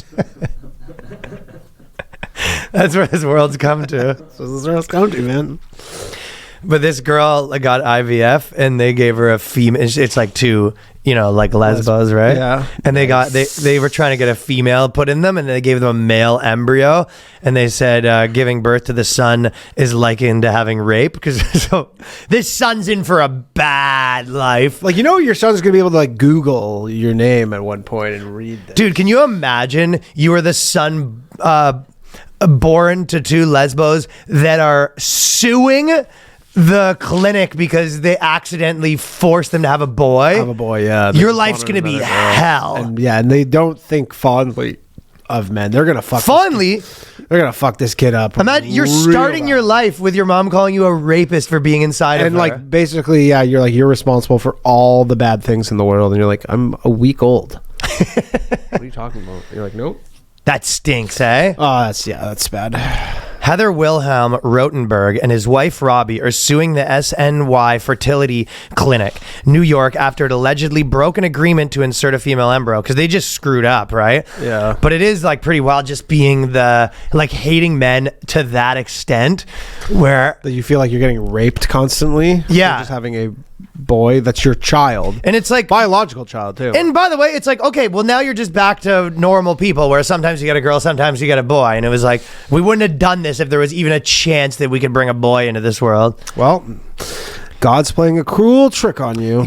And I kind of agree that there is just something weird about all the picking your babies and picking the things and, killing the fetuses that don't meet your specs. You know what I mean? Yeah. And obviously right now it's in its incubated stages, no pun intended, but this is going to get crazy. And obviously if you were a professional athlete, it seems obvious you'd be okay, well, let's get the biggest, strongest one. You know what I mean? Yeah. In 10 years, they're definitely going to be just designing the biggest, strongest ones. Yeah. I mean, you could probably do that to a degree now with sperm. You can get sperm of people who are athletes and stuff. Well, obviously, but that's just still the old-fashioned way. Oh, you're saying with the CRISPR stuff. They're going to be having 19 babies with the. They're going to have. I don't even know what it is, but you probably they're going to make 100 babies with Shaq, and then they go, we'll pick the one that was the biggest by a long shot. Oh, and just destroy the 99 others. That's what they do. Oh, but it's sort of. But this is the eggs. But this is just the eggs. Yeah, it's not. Well, yeah. So it's kind of people sort of pitch it more like they had 20 and they aborted 19, but it's not really how it shakes down. It's they didn't move forward with 19s. Yeah. But I know they're doing stuff where they can select eye color and all that crazy shit. Yeah. So eventually, I'll tell you what, guys like you with your sniffles aren't going to be in existence in a while. There'll be no sniffles. That being said, two Jewish families, and they're just we want to get other sniffles. Listen, we're on our 2000s baby here. It can't be done. Listen, Mr. Rosenberg, we're on our 2000th IVF baby here. They've all got the sniffles, goddammit. And you go, what do you mean? We've tried everything, but this stuff in 2024 we'll see. But I think in the next 10 years you're gonna really witness that thing to get wild. So it's kind of one of those things where I think I get why people, especially if you're religious, are against this stuff, but I do think that they're going to be fighting a losing battle over the next at the very least 50 years. I mean, these chicks are not helping anything by saying that the boy inside of them is raping them. You know what it is? Because it's obviously they fucked up, but once they fuck up, you have to just swallow it and be oh, okay, yeah. Oh no, we're happy for them. Yeah, of course. You just have to pretend. You don't go writing articles, you fucking psycho. It's a psycho move, right? Insane. But, anybody can have a kid, I guess. I'm going to tell you about a cool new company that we're partnering with, and that is Songfinch. So if you don't know what it is, you can get a song written and performed by a professional musician. Ooh. And there's a variety of purposes, you know what I mean? Mm-hmm. It might be something as simple as a joke, but more importantly, you might want to tell that special someone how much they mean to you. And you don't want to be out there doing this yourself, pulling out the guitar, doing what I got. No, you do not want to be learning guitar or piano. And you maybe just can't quite find the words, or you don't have the time to write it, but you want to get all the credit. Forget generic gifts that just create clutter. Let me recommend a gift. And this doesn't have to be a gift, but it's truly unique as your relationship. A professional, recorded, crafted song just for them. Yes, really. Valentine's Day is around the corner. This is a perfect one for that. Mm-hmm. Flowers aren't cutting it this year. Forget the teddy bear, chocolates, and perfume. With Songfish, you can gift a memory they'll never forget. So that's actually a pretty good thing to get for a chick. You know what I'm saying? For sure. And you give them some ideas, you give them some inspiration, and then they take it for you. And professional musicians, Songfinch is the ultimate gift to show how much you care. Original studio quality song inspired by your story. It's completely unique, personal, and lasts forever. Special add-ons to help commemorate the occasion even more, like a vinyl record of the song. Come on. Ooh. One-of-a-kind art crafted from your lyrics, or adding the song to streaming services so you can surprise an unsuspecting recipient. Songfinch is the only original music platform that guarantees you'll love the song, or they'll work with you until they do. They stand behind the community of talented artists and every original song they create. They've done over 300,000 of them. So this Valentine's Day, put your heart on the line with a studio quality song that's totally unique for your relationship. It only takes 4 to 7 days. The song will last forever. For a limited time, Songfinch is letting our listeners upload the song on Spotify for free, so you can listen to your new favorite song anywhere you go. Go to songfinch.com/boyscast and start your song. After you purchase, you'll be prompted to add Spotify streaming for your original song for free. That's a $50 value. This offer is only available to the Boyscast listeners at our URL, and that is songfinch.com/boyscast. Songfinch.com/boyscast. Don't wait. Get started now.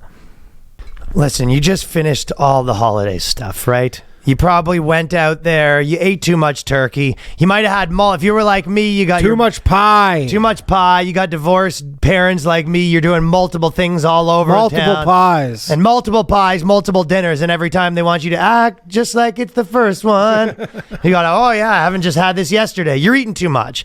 And it's time. I'm back in New York now. It's time to get back in shape. Yep. Time to start thinking about your body right now and getting fit, might say, because we're talking about Fitbod. The essential your workout really needs is Fitbod. It's a fitness app that creates completely personalized workouts that adapt as you improve. It's like having your own personal trainer, but better. It's cheaper. You can work out anywhere with or without equipment. Easy to build a custom fitness plan that works for you. You basically type in what you got at your gym. Maybe if you're at all different gyms, No gym at all. or no gym at all, and it helps keep track of all your progress. It gives you new exercises to keep things interesting, and Fitbod makes your workout something that you keep in your routine. Absolutely. And the fact that it tracks it for you is awesome. That is probably one of the best parts of it. Lets you know which body parts, muscles you hadn't used most recently, and That's pretty good. Yeah, there's lots of good stuff. And so I know people are traveling around, but aside from that, it's a personal trainer without having to make plans with a personal trainer. Fitbod creates a personalized workout routine based on your goals, fitness level, available equipment, tracks your muscle recovery, adapts as you improve, fine-tuned by experienced certified personal trainers to bring you the best practices and exercise science to you.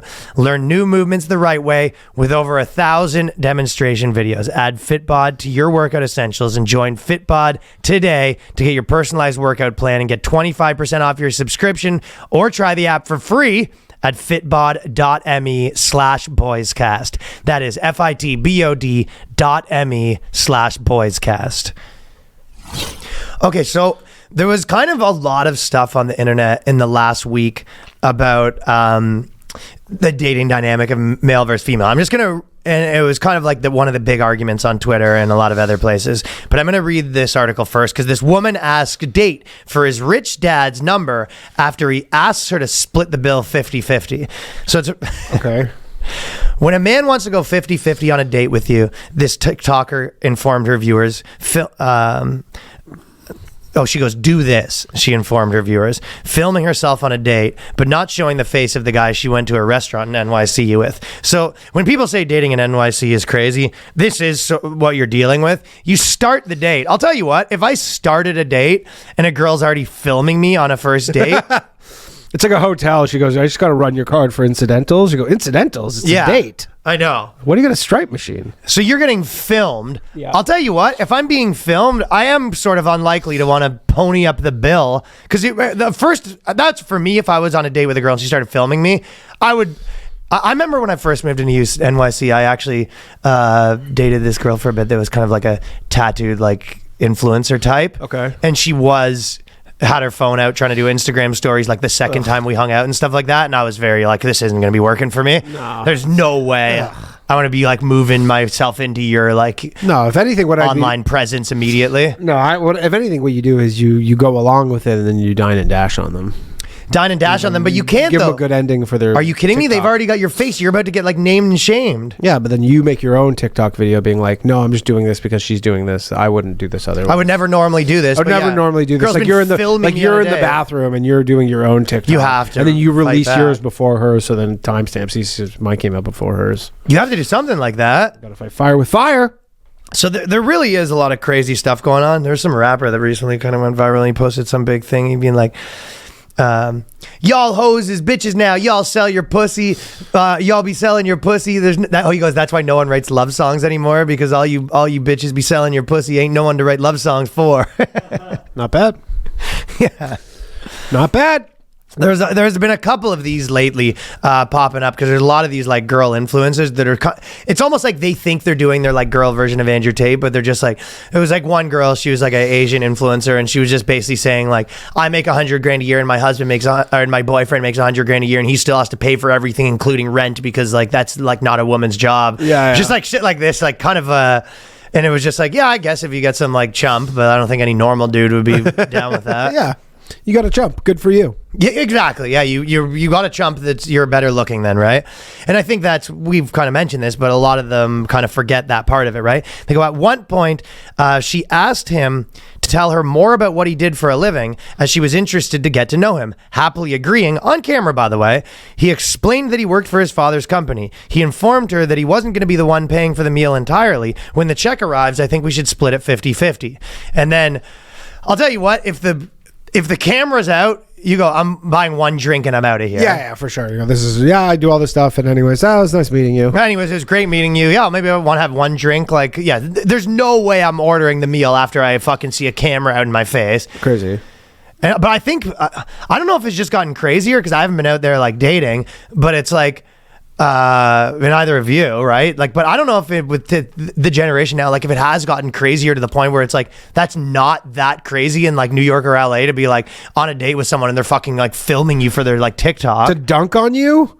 Like, well, you don't know if it's to dunk on you yet. You're basically on trial publicly. Oh my god, that's I don't see what kind of chick could be. You're on a fucking reality great. show.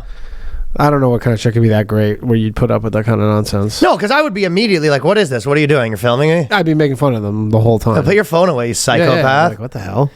Taken aback by his suggestion. So she's got her camera in this guy's face and she's the one taken back that he's not going to pay for the whole thing. She points out that she thought they were on a date, but reassured him that she was fine with being friends if that's what she wanted. Quickly, she promised that it was a date, but claimed that if they're going to do a husband and wife, he claimed that he was on a date, but if they were going to be a husband and wife, then they need to be somewhat of a fair partnership. And then she said, you told me you worked for your father's company. May I ask you a question? Maybe you can give me his number. I can go on a date with him. So she's sort of posting this as like, bam. Yeah, gotcha. Like, because he'll pay. Dude, girls are literally just going on dates with you. It's like to write about how much of a fucking loser you were after. Oh my god, this chick sucks. But it's kind of like the equivalent of a guy going on a date and being like, I just went on a date with a girl and then she was fat, so I didn't pay. Let's go. Yeah, let's go. And then I asked her for her fucking mom's digits because her mom looked kind of hot in the photo. Yeah. So yeah, you're fucking too gross for me to bang you, but I'll fucking bang your mom. Yeah, Justin Silver always kind of mentions this, but he says that all the girls essentially took like the worst characteristics of a stereotypical douchebag bro and just like became it. Yeah. And that's what their idea of like, you know, kind of like pro women feminism was essentially being like, hey, what did we think like a frat douchebag was historically, like as a cliche? Yeah. It's like we're that now. That's true. Yeah, can you like you're a dude being like on a date and then you're filming the girl and then afterwards you just make a TikTok being like on a date with this girl, disgusting, didn't pay, walked out on the bill, and then and asked her for her mom's number because maybe her mom wasn't. Anyways, we're gonna go smash right now, huh? And she's like, what? Like in the video. Yeah, so it's pretty ridiculous what's going on there. But this is the girl that caused the big stir on the internet. Guys, I went on a date this week and I felt the feminism leaving my body. I live on the east side of LA, and if you don't know what that means, it's sort of like the artsier part of LA, you know? It's people say it's like Brooklyn and New York. Like, so I go on dates with a lot of men and women who, you know, live over here. There's always a negotiation about who pays, and that's great. I like to pay for people, all that. But what I will say is that I sort of... So you get the gist of it, and you know where it's going. Yeah, the men pay, the women don't. No, the girl paid for the date and she liked it. Oh, the girl paid for No, the the guy paid for the date and she liked it. Sure. So she's kind of like, I'm a feminist, I'm all this stuff, I live in LA, and then the guy paid for the date and she liked it. The internet sort of... You like free dinners, do you? Yeah. Obviously the crazy part of being like and this crazy, the $200 bill came and it's like the guy paid for it and like this weird part of me preferred that. And so that's yes, obviously, you know what I mean? The truth is she's been like listening to like bullshit dogma that says like you should want this. Yeah, you should want to pay for. And then a guy paid for it and she's like, yeah, that's better, obviously, right? So the kind of like conservative take on this was that saying that women want they want like a masculine man to be a traditional man. Yeah. But they don't want to be a traditional woman. Yeah. And that's sort of what the take was. And then the other side of it was, I don't know. I don't actually know what the other side of it was. I don't know. I don't know. I'm curious how the difference between dating women and men goes with her. Like, would she think the same if a woman? Probably the woman that's more of the man pays for it. But I think it is like in those circles. It's like, the truth is she's 22 and you're dating like broke guys. But like, I think that there's two parts where it was like I kind of didn't really agree, because the first part of it is really you're like, yeah, you don't want to date a girl that has a big political agenda one way or the other, right? No. So with this girl, it's like obviously she's listening to all this stuff, but when they're saying that, so I'm sort of a little bit like disagreeing with the synopsis that the girls want like a traditional guy, that they don't want to be a traditional woman, right? Yeah. And I'm also disagreeing that that's better somewhat, because I think the first thing is you don't want to date a girl that's like, you know, just completely traditional or whatever, right? No. But I guess it depends who you are, but the idea that, you know, they want a traditional man just because you want him to pay and stuff like that. Like there's a million like actors in Hollywood that are like rich and would say all the bullshit she was saying. Yeah. So it's like, she would like that guy better, probably. Yeah, she just likes it when a guy pays. She doesn't. I'm sure there's many traditional male roles that she does not like. Right. So it's not really accurate to say that she wants a traditional guy. It's like, yes, girls that are into all that left wing bullshit or like whatever, like the, you know, like college kid feminist shit. It's like, yeah, they still prefer if the guy was like not like a total pushover and people like respected him. Yeah. And then he was rich. Like I'm sure that like just pick any like actor who's all about all this sort of stuff, or like I'm sure this girl would love Hassan Piker more than she would love, you know. Yeah, she doesn't want like Ben Shapiro or whatever because he happens to pay the bills. Right. So it's kind of like an extrapolation that's not accurate. I mean, she's probably like kind of a communist, and she would prefer anytime she goes to any restaurant when they go, bill's taken care of, and she goes, great. I'm sure, yeah. But the other part about it, and the more important part where I think it's like, I think that narrative is growing that like you really want like a trad wife and stuff like that. Yeah. And it's kind of interesting because neither me or you fit into that role. When I think back to like maybe of all the people I've dated in my life, I would say 3 that I really liked. Yeah. And all 3 of them were not like trad wife. No, like I don't have any like that. I've dated girls that would way more fit into that role, and I've dated some of them, and I liked it less. They can be convinced, certainly. I mean, at some point, yeah, that's true. And at some point, the economics of it just makes sense. Like, you know, I have a friend who has, you know, multiple kids, and it's just like, it costs as much money. Like, I make as much money working as I do taking care of the kids, so I'm just going to take care of the kids because that money it makes the kids. So I think there's a lot of it where it's like a traditional, like a super traditional wife in like right now society works probably way better if you're a Christian conservative that's rich. Yeah, but in a kind of we're just rich, period. Mm-hmm. Yeah, it's the money is the main thing. Obviously, having a trad wife sucks if you make 40 grand a year. You're like, okay, single income 40 grand, and they're like, this blows. But then again, if you are okay, so and then also I think that my sort of take on it was it really it's all, it goes back to it's all trade-offs. And I think you have to sort of like think about which guy you are. Because if you think about it and you go, are you a guy that you want your whole life to revolve around your girlfriend? Or do you want are you a busy person and you have like your friend groups, you do a lot of stuff with your friends where it's just guys, not girls? Yeah. Or are you going to be the guy that like every event you do is kind of like family, like the girl's always there. It's like all of our meetups are going to be like me and the wife with the friend and the wife. Every event we go to, it's obviously like implied she's come to it. You have to decide which of those two guys you want to be to some degree and where you fit on that spectrum. Because if you're a guy that doesn't want your entire life to be, every event is obviously the two of us. Yeah. You ever had a friend that you're like, you want to like meet for lunch? He's like, what time do you want us to meet? Yeah. I don't want the girl. Yeah, dude. Like, I was going to catch up with you. Like, I don't really want to fucking hang with your chick. You know what I mean? Yeah. And those are the guys who usually, they get a girlfriend and just disappear. They go in the witness protection. But exactly, right? So if you are that guy, you don't have like a ton of super close guy friends. You want a girl whose like entire life is wrapped up around you. Yeah. But if you're not that guy, the complete like classic like feminine role that like her entire life is wrapped up around you kind of stinks. Yeah. Because she's going to be like bugging you. Bugging nonstop. Well, if all of her like enjoyment or most of her happiness comes from like time with you and like revolves around, if you're the center of her world completely, that's why you get them a kid, because then they have a new center. But even then, it's like, what you basically turn yourself into if you're any busy and you have like a completely traditional life, you're going to turn yourself into like the dad in a Christmas movie that's the bad guy. Yeah. You know what I mean? Unless you want to be the guy that you're just like, I'm, 5 o'clock work shuts off. I'm not thinking about it. Someone call me. It's like, well, whatever. It's like, you know what I mean? Yeah. It's like, well, you know what? My friends are doing this, but whatever. Or, there's this other thing that it's not for everybody. I think a lot of people wind up in that life. That's probably a lot of times the path of least resistance is kind of ending up in that life. Yeah, of course. Yeah. But yeah.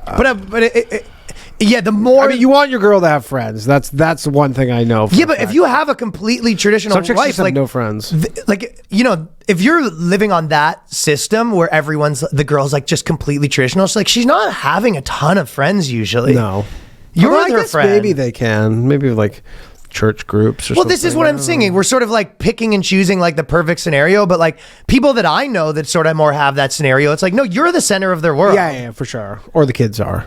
Yeah. I have a lot of friends who's like the kids are like, that's just all they do. Well, yes, obviously step one is you got to give them kids to take care of, because otherwise like they're going to have literally nothing to do. Yeah. Trad life is weird with no kids. That's most people living in that's not very trad to not have kids. What percentage of guys do you think can afford just completely without being like a poor, essentially, that it's just like she never works? So it's off the table for probably like 90% of people. Yeah, probably. Yeah. I don't know the exact number, but it's high for sure. Right? Yeah. But there is something to be said about like, obviously like a girl would like to pick and choose the best parts of all different types of guys. Yeah, and probably all trad wives are not created equally either, because I'm sure some chicks are just like want to be the Peggy Bundy, just stay at home eating fucking chocolates all day and doing fuck all. Mm-hmm. And then there are some who are like, I'll like do all this stuff, and I'm working all day. Yeah, I kind of think of it as like when I'm just designing like life in general, and maybe this isn't everyone, but like I always kind of think of it the same as stocks. Like, that old thing where girls don't like it when you say you think of relationships as like stocks. But you go, the thing where it's like if you can cap off the bottom end, like you're gonna be fine. The tail risk, you're at least gonna be fine. Yeah. So you kind of look at like what is the worst case scenario of those. You know what I mean? So like worst case scenario of like a trad wife is she essentially just becomes like a wine mom that's like unhappy and just constantly nagging you in those, right? Yep. So that's the bottom end of that. Well, she looks for her happiness in you, and like a lot of times you're like, well, you got to find that yourself. Like I can set up the. But if you sort of pushed her into a scenario where like you basically told her like the only way you're allowed to find anything to do is around me, like right, you want her. Yeah. So you're sort of almost, because a lot of times I think this is the other problem too, is a lot of big like commentators and stuff are around our age or like a little bit old, maybe like 5 years older. Uh-huh. But a lot of the negative effects of those things, a lot of these people have kids that are, 4. Yeah. And I think the bottom end of those don't set in for until you're probably 45. You know what I mean? Yeah. A lot of times the worst area of that. So I think a lot of people, and I'm not saying that they can't work. Any scenario can work, but that's the bottom end of that. And then the bottom end of the other one is, you basically have a girl that provides like no support for yourself, like, right? Where it's like all the things you might want in a traditional girl, you get none of, right? You get none of, but she works. So that's the tail end of that one. So there's money. So it's just you're trading off at that point. Just you're trading off. So you sort of look at what the two lifestyles are, and depending on the girl, you're trading off one for the other. And generally, the one that's like cooler and more your friend is going to be the closer one to the one that has her own life. Yeah. You know what I mean? Yeah, whereas the other one, like you almost have like a glorified like assistant for a wife. Yeah, that doesn't sound that good. Right. Well, considering all the problems that you pay assistants cause, exactly. the paid assistants cause. What do you think the unpaid? And then you sort of patronize them. They're like you're essentially your assistant, but you basically talk to them like, "Oh, the boss." Yeah. The old boss didn't get my dry cleaning. Oh, the boss is in charge of everything. He's like, "What is she in charge of?" It's like, I don't know, mainly dinner. Cleaning after dinner, grocery shopping. The chief over here. The chief. So I think that there's a lot of people pushing you into extremes right now of what you want. And really, for a lot of people, you kind of want a bit of a taste of both, you know? It's like when you go to a buffet, you don't want just one thing. You want a couple, you want that's the whole point of the buffet. They don't have to be the coolest girl in the world, but you want them to be like cool enough that you want them to be out. You don't want them to be out every night. You're right, but you want them to be feminine, but you don't want them to just be like totally not on your level. So you want kind of a mix of all. I think that cake and eat it too. Yeah, but you don't get the full slice of cake when you have to eat it too. No, you just get like a little mini cupcake. Yeah. And girls are probably the same thing. They're like, yeah, on paper, it's like, yeah, I want someone that has like my values, but also isn't like a total pussy and like no one respects him. No. Right? No.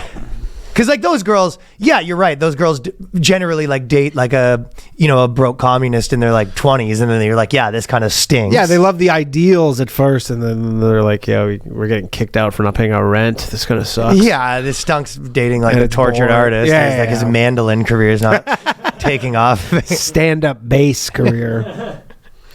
It's the crappiest instrument. Well, yeah. So, and if you're the guy that's going to be the tortured mandolin player, it's like you just, you date her till she's like 27, and then you trade it in for the 24. Yeah, you keep trading up. You keep trading up for someone who's like okay with that lifestyle at their age. Yeah, of course. It's an age-specific lifestyle.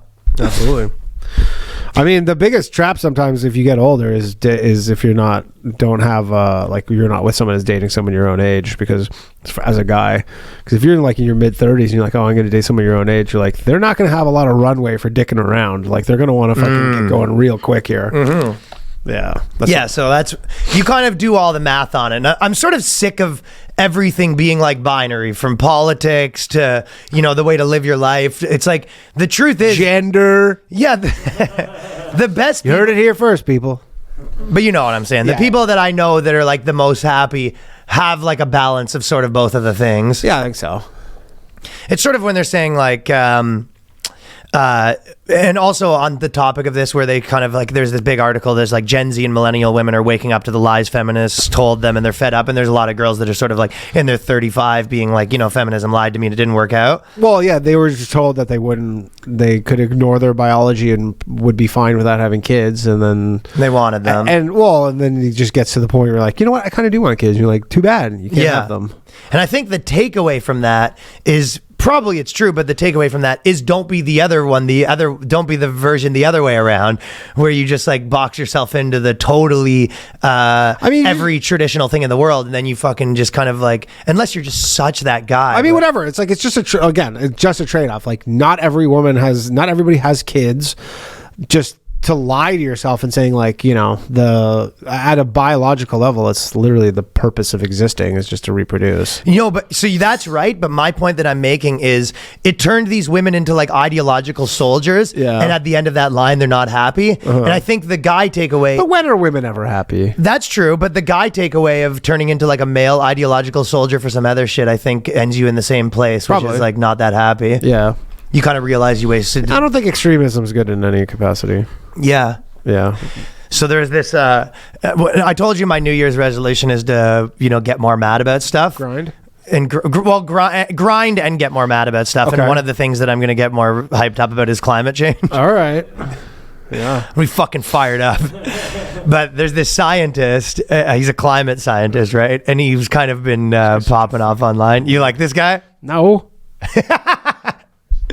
So he's doing he has all these photo shoots where he's just like he's fucking cross-legged and his whole deal. Well, because the meditating is the only thing that doesn't give him anxiety about the climate. Right. And the articles are writing about this guy kind of like he's a hero, right? But to the point of what has been like kind of the thread of the last few things we were saying, it's like this was maybe the worst life available to a guy is to be this fucking dweeb. Well, he's has some mental illness. This is just another way that we're... Yeah, it is a mental illness. And they're talking about this guy like he's amazing. But it's pretty hilarious the way that this article shakes down. Climate scientist Peter Kalmus visits a fossil fuel-free homestead in Maine, looking not for solutions for climate change, but a better way to survive and make peace with his grief. Because this guy's just like constantly grief-stricken, right? He has anxiety about the future, even though he will be fine. He's got a general anxiety about like later generations. Imagine listening to this guy and being like, this is a good way to live your life. He's like, what do you do? Well, it's like, well, I have to meditate 2 hours a day so I don't cry the rest of it. Over what? If we go, it's just the climate. You go, it's pretty nice outside though for winter. I know. It's pretty nice though. And it wasn't like the summer was crazy hot. Well, this is what he's living like. Off to the side, Peter Kalmus sits alone. His eyes are closed. His toes are tucked beneath his body. He's catching an occasional side eye from onlookers. When I'm meditating, I don't feel anxious, he says, explaining that he strives for 2 hours of meditation a day to keep his client anxiety at bay. Otherwise, it's completely overwhelming. And you go, he meditates 2 hours. Who do you think, and honestly, if you do think this is like a problem, you go, who do you think is actually more likely to solve the problem? The guy meditating 2 hours a day so he could get through the day, or like someone like Elon Musk he's just doing stuff and maybe some of them don't work, but he's still trying shit. Well, this guy meditates every day for 2 hours, and then the other 2 hours he stops traffic from people. Yeah, he is the Just Stop Oil dude. He is. He does all this stuff, right? So this guy's like, he's not going to help solve the problem at all if he does think it's a problem. And it's like, the truth is, at some point, like, what is the point of like living like this? And they're sort of telling people like it's an aspirational story to be like this hero. Go live he's in probably Maine. He sounds like he's married and has a family, but he is probably getting tons of fucking gross vegan pussy. Ugh. Did you see Peter's new thing? Which one? Peter released a video today or yesterday being like, "This is your breakfast." Oh yeah. And it showed the eggs and it goes, "Caw-caw!" Yeah. And then it shows the bacon and it shows the milk and it goes, "Moo." That doesn't That's make what you're sense eating. though with the eggs thing, because those like, and again, I'm ignorant and I didn't know this till fairly recently, at least the last 10 years. Be like, eggs do not become chickens. What? Eggs don't become chickens. What do they become? Nothing. They have to be fertilized. If they're unfertilized, you're not like snatching it away from becoming a chicken. Like, Well, they have to sit on them? no, they just they have to be fertilized by a hen, I guess. Or How do they fertilize an egg then? it's like jizz. It's like But how does it chicken get jizz. inside the egg? I have no idea. That's out of my pay grade. But Don't all they I just know put the is- eggs there and sit on them and they become chickens? No, they have to be fertilized. They have if to there's- jizz on the egg? So if there's not a, what is it, a rooster? Or a rooster, sorry. If there's not a rooster around, then they're just eggs. They're just So they lay eggs even without a rooster banging them? correct, yeah, and they would not become chickens. Like it's not just like How would the we're not jizz- snatching them away and then like eating them before they would become How chickens. does the jizz get in the egg? It doesn't make sense. I don't know. Because if you jizzed on the egg, it wouldn't see what seeps into the egg. They rub their cloacas together. They rub their cloacas together, Johnny Glover. There you go. What happens? To fertilize, they rub their cloacas together, and then that's the transfer, and then the egg gets fertilized. But that's before the egg. Oh, so they kind of do a thing first, and then Yeah. the So these eggs come in already weren't fertilized. Yeah, So which means they won't become chickens. correct. Well, also funny is they had to buy all this shit to make this breakfast to do their video. Yeah. They're just crying the whole time. Many of us avoid thinking too deeply about the worst scenarios of climate change. He is fixated on them, a hero. Kalmus, 49, thinks civilization is on the path to break down. The Biden administration is clueless on climate, and then he might get fired from his job at NASA if he's arrested a third time for protesting what he views as downright madness. And none of this article is going to be like, maybe he should stop, blocking people on their way to places. Yeah, I mean, Yeah, I feel there is obviously one part of me where you're like, what if these guys are right? You know, like what if like literally, because they're so I don't think so, but they're just such doom and gloomers where they're like, yeah, the world is gonna end in 50 years. We're dead. We're fucking dead. 50 years. This guy thinks it's like a year and a half. Or whatever, unless we do like the craziest rash shit, and then kind of every normal person's like, well, we all know we're not doing that. So I guess I like when they just post all the predictions of every year that it was going to die before this. But same as when they have one from 10 years ago that was really funny, where it says in 10 years we're going to be having sex with robots, and the guy posted it being like 1 year left, let's go. Many of us avoid, and then they go, people don't want to talk about this stuff at parties, so he feels weird and lonely. I'm sure at his parties they want to talk about this stuff. I'm sure this guy's fucking not going to normal parties anymore. No.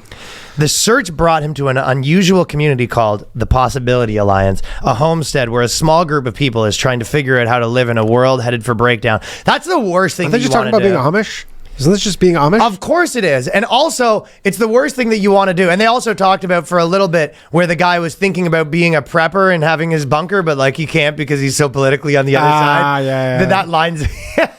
It's a blurry line there. It's a blurry line. If he starts being a prepper, people are going to start thinking that he's a conservative potentially, right? Wouldn't want that. I know. But a homestead is where a small group of people and its leaders eschew capitalism, grow much of their own food, and live without electricity. They've decided to live their lives to protest, living off the land as possible, and preparing the community for ecological disaster to host climate refugees. So they hate capitalism. Climate refugees?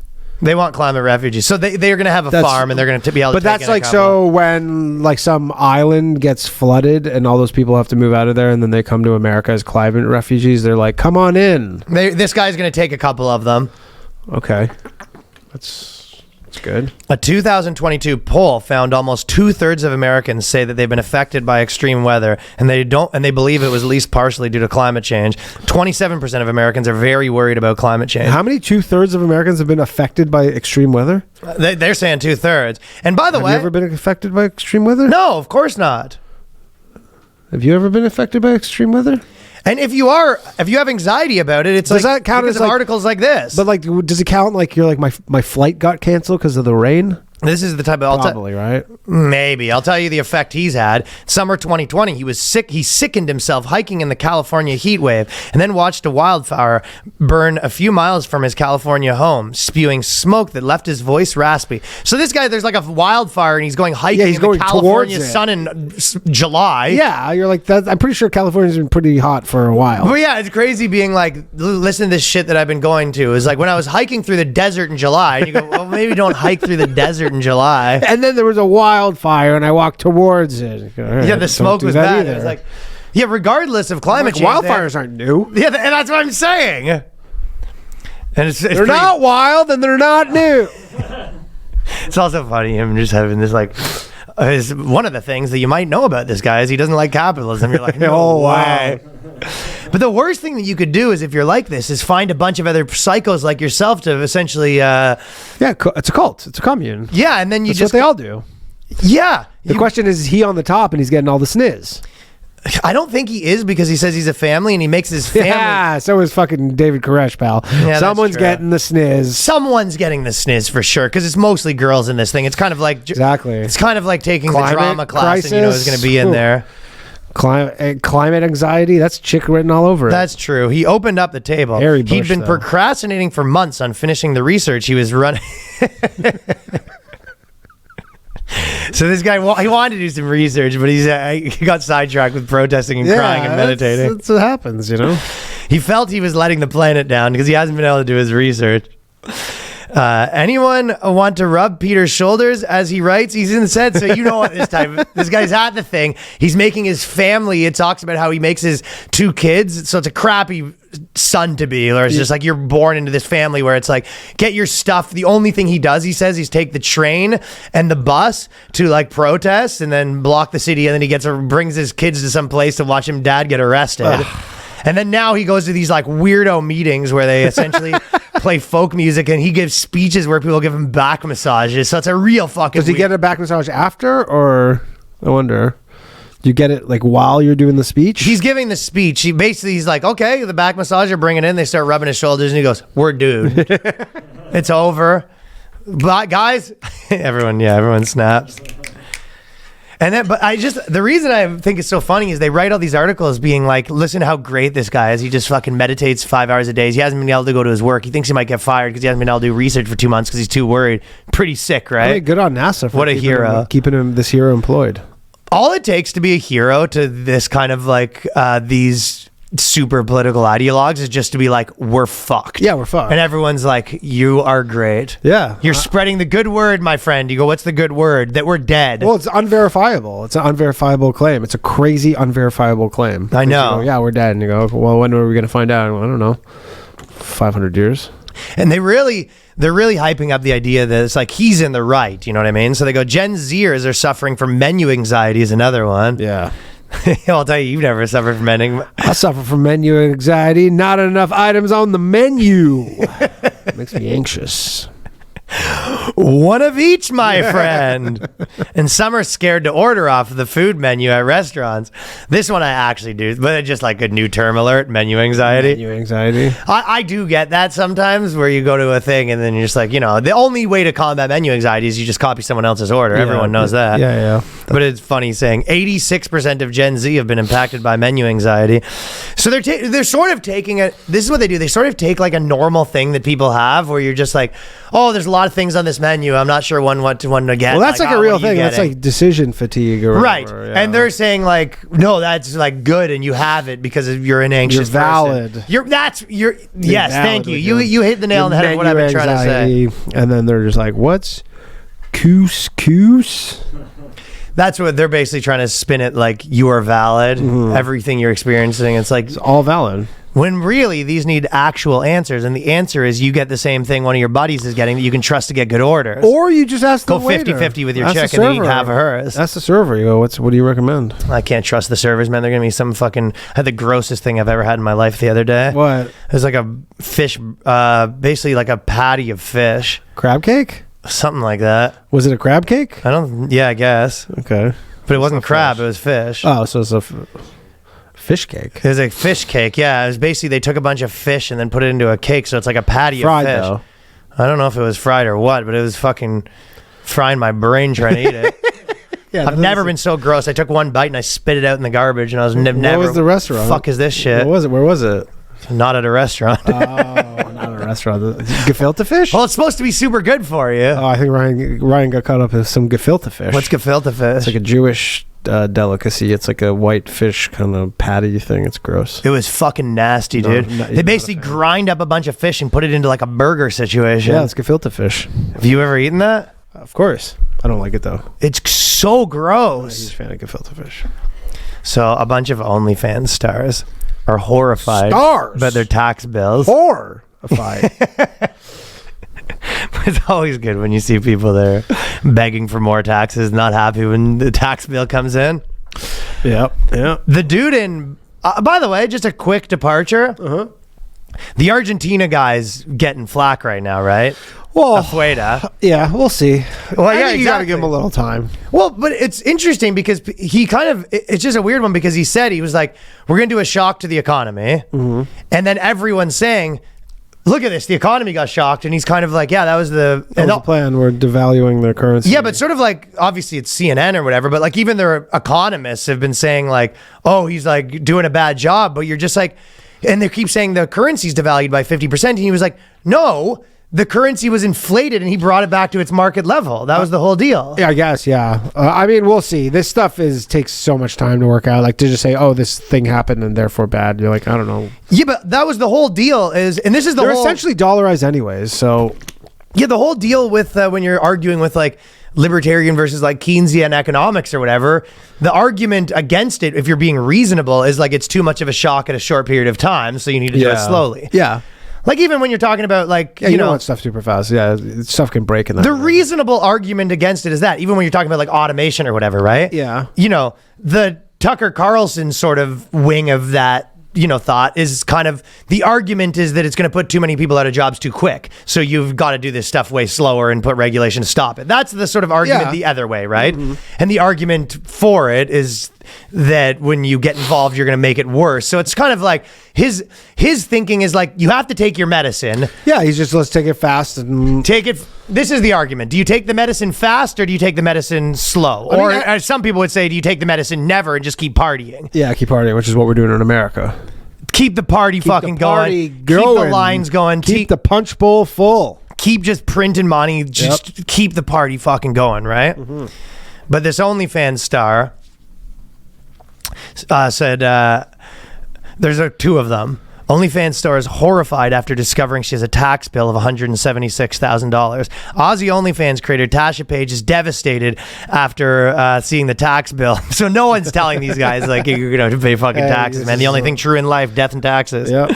But it's just hilarious if you're just gonna turn all these OnlyFans stars into essentially libertarians, like Austrian economists. Yeah, they're not pop. She's like, yeah, why should I pay taxes on the output of my body? That's literally her argument. I know. You go, all right. Well. I will and can complain about this. She said to her 2,071,000 followers, my tax bill is $150,000 after the last 12 months, and I have to pay $26,000 at the top for GST, which is apparently because my body is an object. Funny going on that. It was like, I specifically shouldn't have paid, but you go, what does GST stand for? Goods and what's the second part? Mm-hmm. And no, what was this? What's the S stand for? Services. Okay, so no, I think you're falling under that part. I was like, but literally, her income's just being taxed as income, the same as any other it's just like his income, and you're like, you have the easiest job. But she's like, the government is taking part of my body because of sexism, and you're just like, yeah, you're right. It sucks, doesn't it? Yeah. Well, do something about it, I guess. Maybe some sort of international waters OnlyFans about. Oh my God. Dude, that would be a smart thing for like an OnlyFans pimp to just have like a seasteading OnlyFans pimp. Yeah, thing where the girls wouldn't like it though. It's not fancy enough. That's the problem for them. They have all that money, but then you got to live on this fucking thing. Well, I mean, some of these, offshore OnlyFans operations, the girls don't have a whole lot of say in probably. I've got to be honest. True. Just pack the shipping container. Then another one, OnlyFans star says she shouldn't have to pay tax because their work feels like a public service. So they're looking for every loophole in the book. Shut up. Just say you don't like taxes.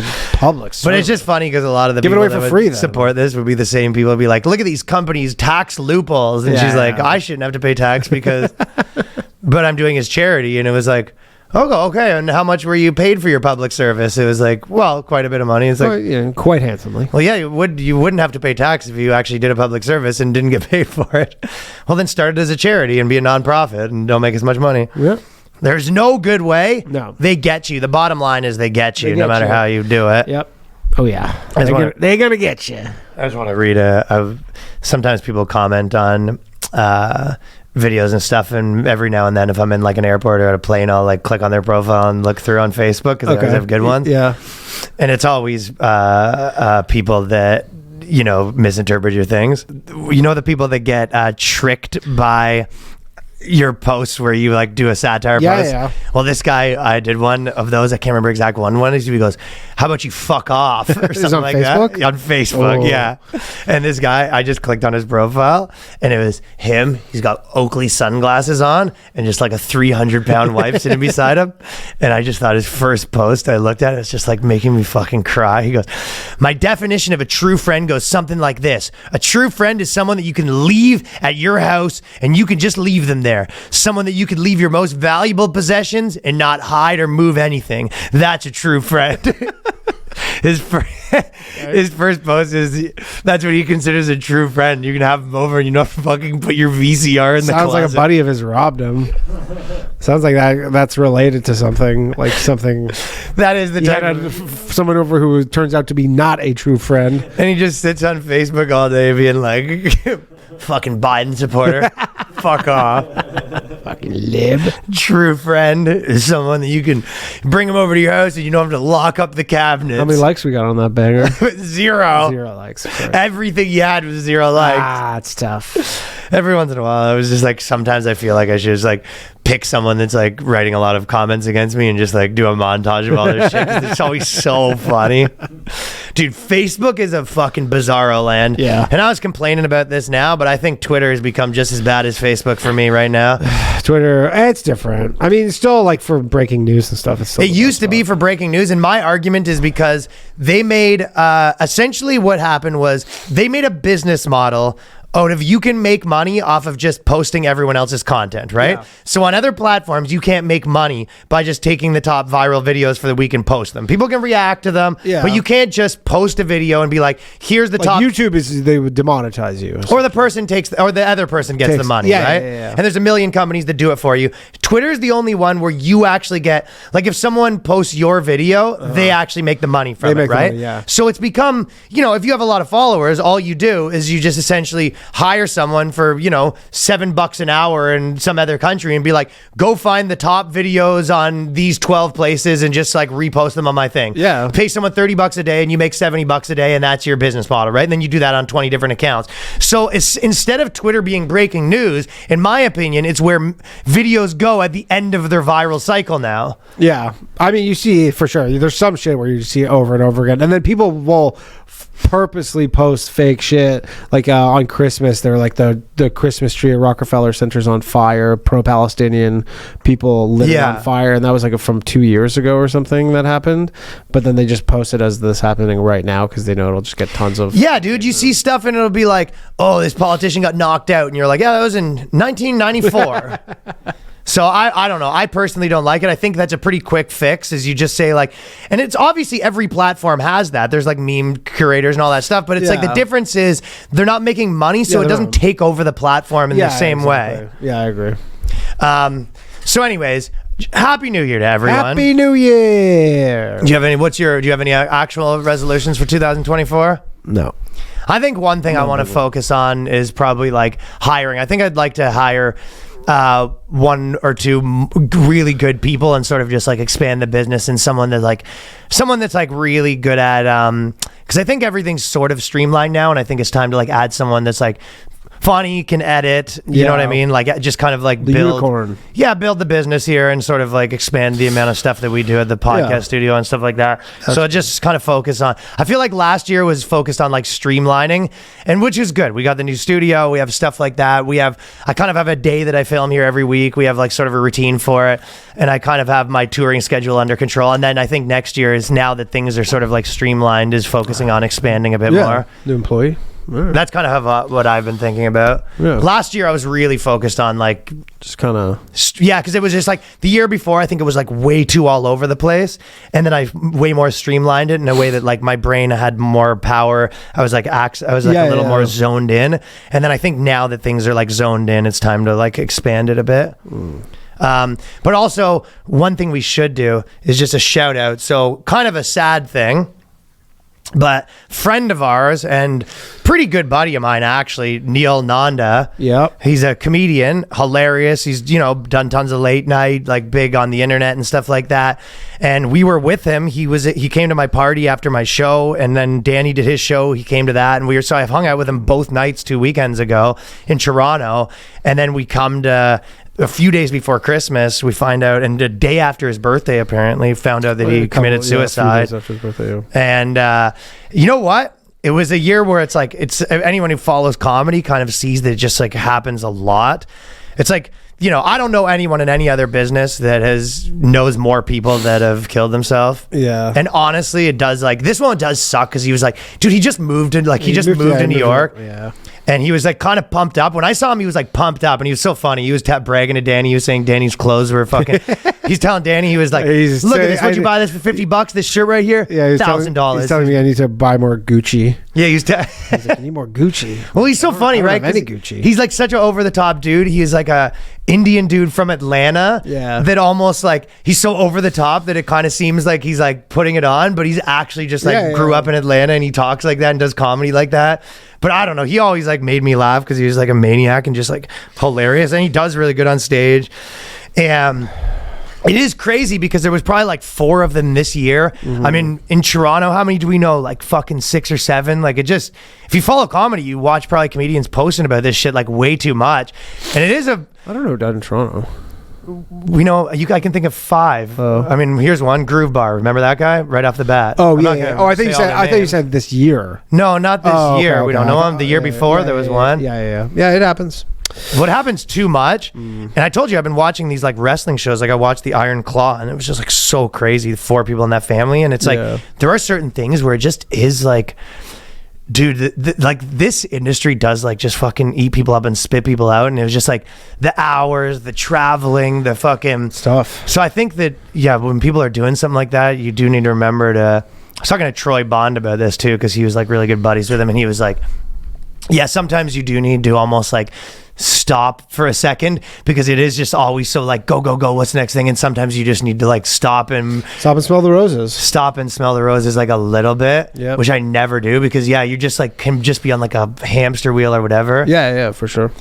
But it does like fucking blow. And I was just watching, the reason I brought up the wrestling thing, it was like that industry was like that too. It's like just so many of them that were like wrestlers. It's just like, well, they were getting actual head injuries though. Some of them were that. A lot of them, no, the movie, The Iron Claw, like 3 of the brothers committed suicide. Yeah, but they all have CTE is what I'm saying. They all have the head injuries like the Junior Seau. I didn't put that together, so that's a part of it. But the other part of it is though, it's like these jobs are like traveling 13 days on and 14 days off. Like I was gone 4 out of the last 7 days for the last 5 months, and honestly it did like was like rough on me. Yeah, it sucks. I mean, the wrestling they're insane. Like you hear like them talk about the old days where they're like, we did 300 shows a year on like house shows and stuff, and your body's all wrecked or whatever. But I think that it's but the reason I'm bringing it up is that when you watch those docs, it was like it reminds me so much of so many comedians. You're just like on the road every day, and then you come back, and it's always like, I think another big part of it is people are just like always auditioning. Like you're almost so much rejection constantly, and it's a little bit so much rejection. You're always just like looking for another job. Like think about that, because think about like the reason why people that are always like constantly like dating and never have a girlfriend, it's just like you're just like always hunting. And then same people, it's like in a regular job, you'd be like, you're up for a promotion every week. And that's just fucking like stresses you out. Maybe like once a year or something.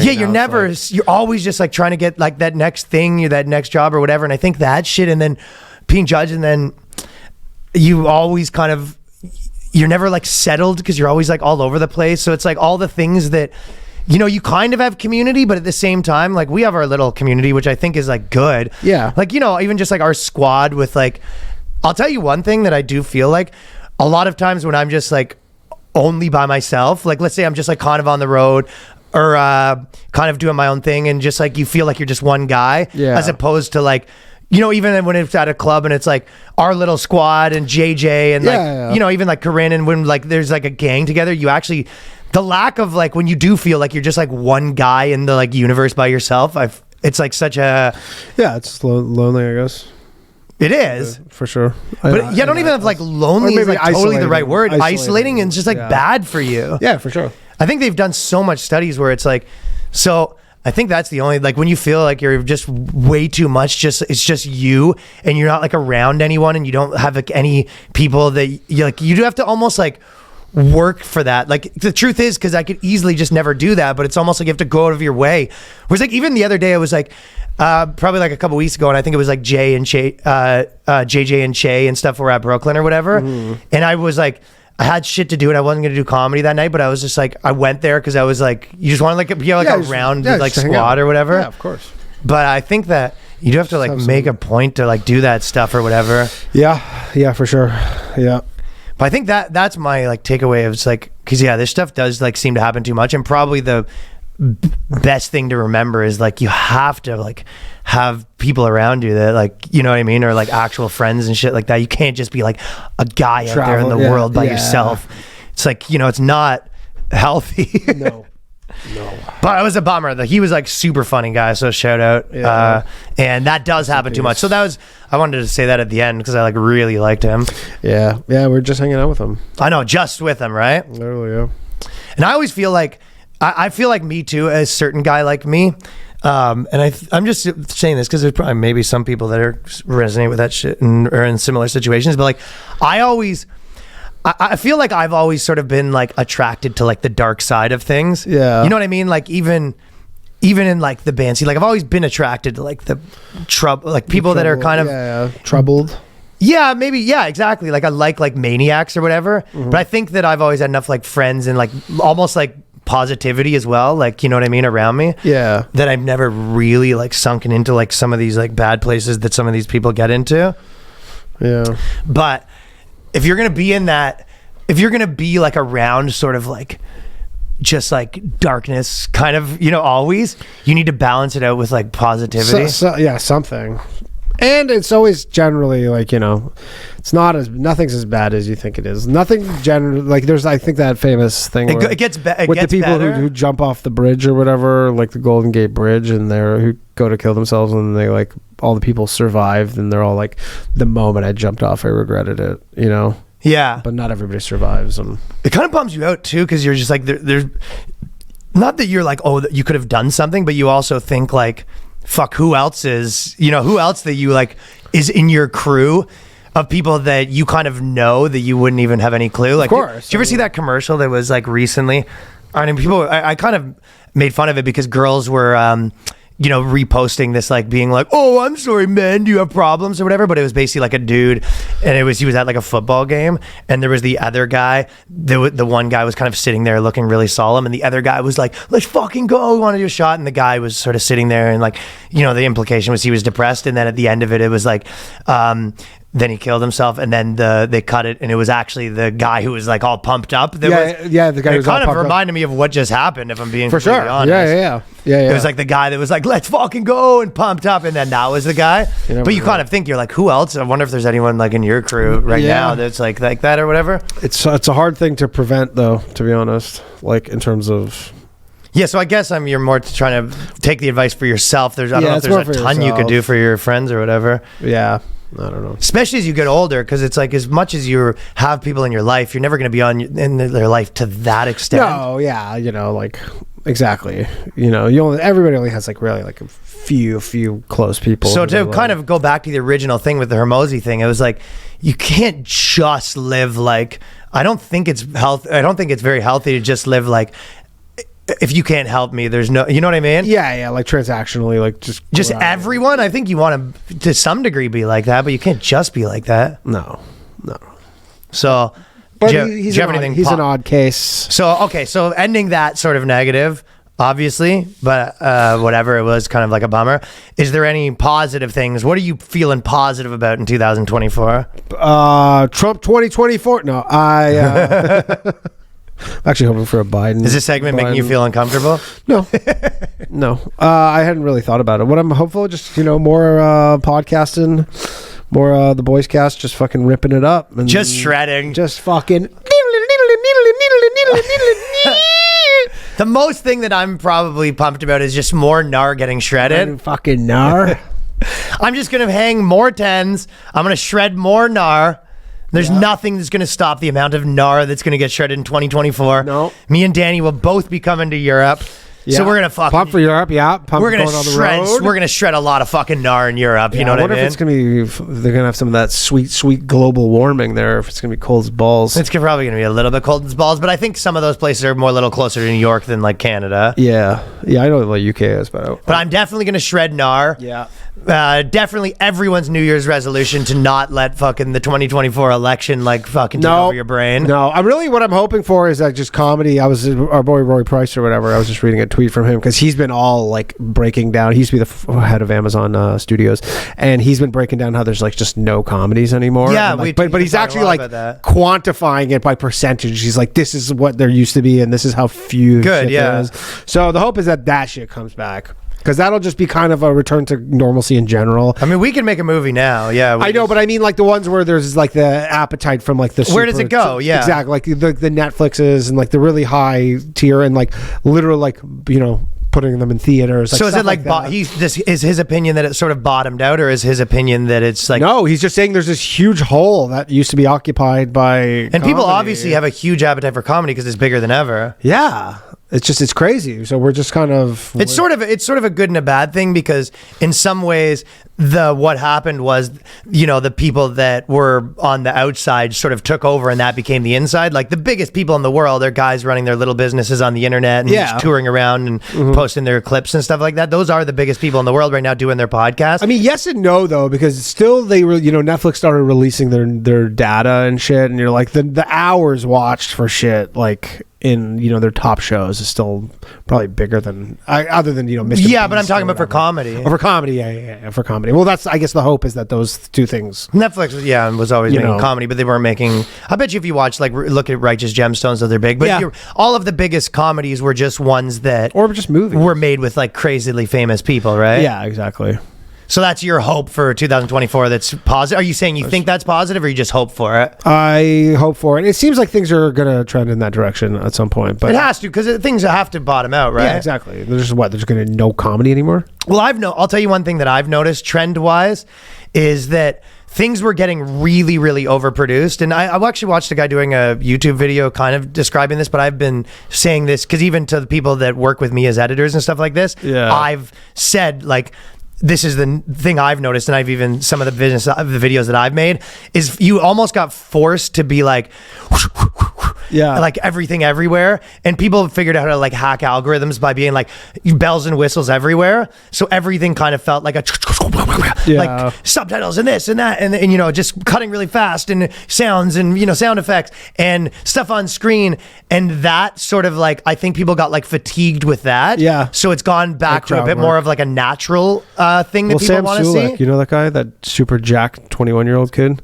who's like has like a huge, he has like 3 million subscribers on YouTube in like the last year basically, and he's just like all his thumbnails are just like a frame, just like some random frame. He's super jacked though. He's like massive. There's a lot of that guy, and he just puts these 30-minute just like vlogs out. They're like not produced at all. They're just cut. Well, I've noticed because I always didn't like that stuff that much, but like you have to do it to some extent. It was just kind of like it's very hard to like fight just completely it's just like when you're going on stage, it's like if there's a certain like jokes per minute kind of vibe, and if you want to go do way less, it's just people are just gonna not like it that much. They feel because they're like, well, you're sort of hypnoptized into like a vibe, right? So if everything's that, you can do less, but you can't completely ignore like the vibe of what people are experiencing at that moment. You just have to like match it to some degree, and I've noticed that natural stuff has been doing like a little better, and it's like I've definitely in my own stuff being gone a little more raw, which is back to what I like doing. I agree.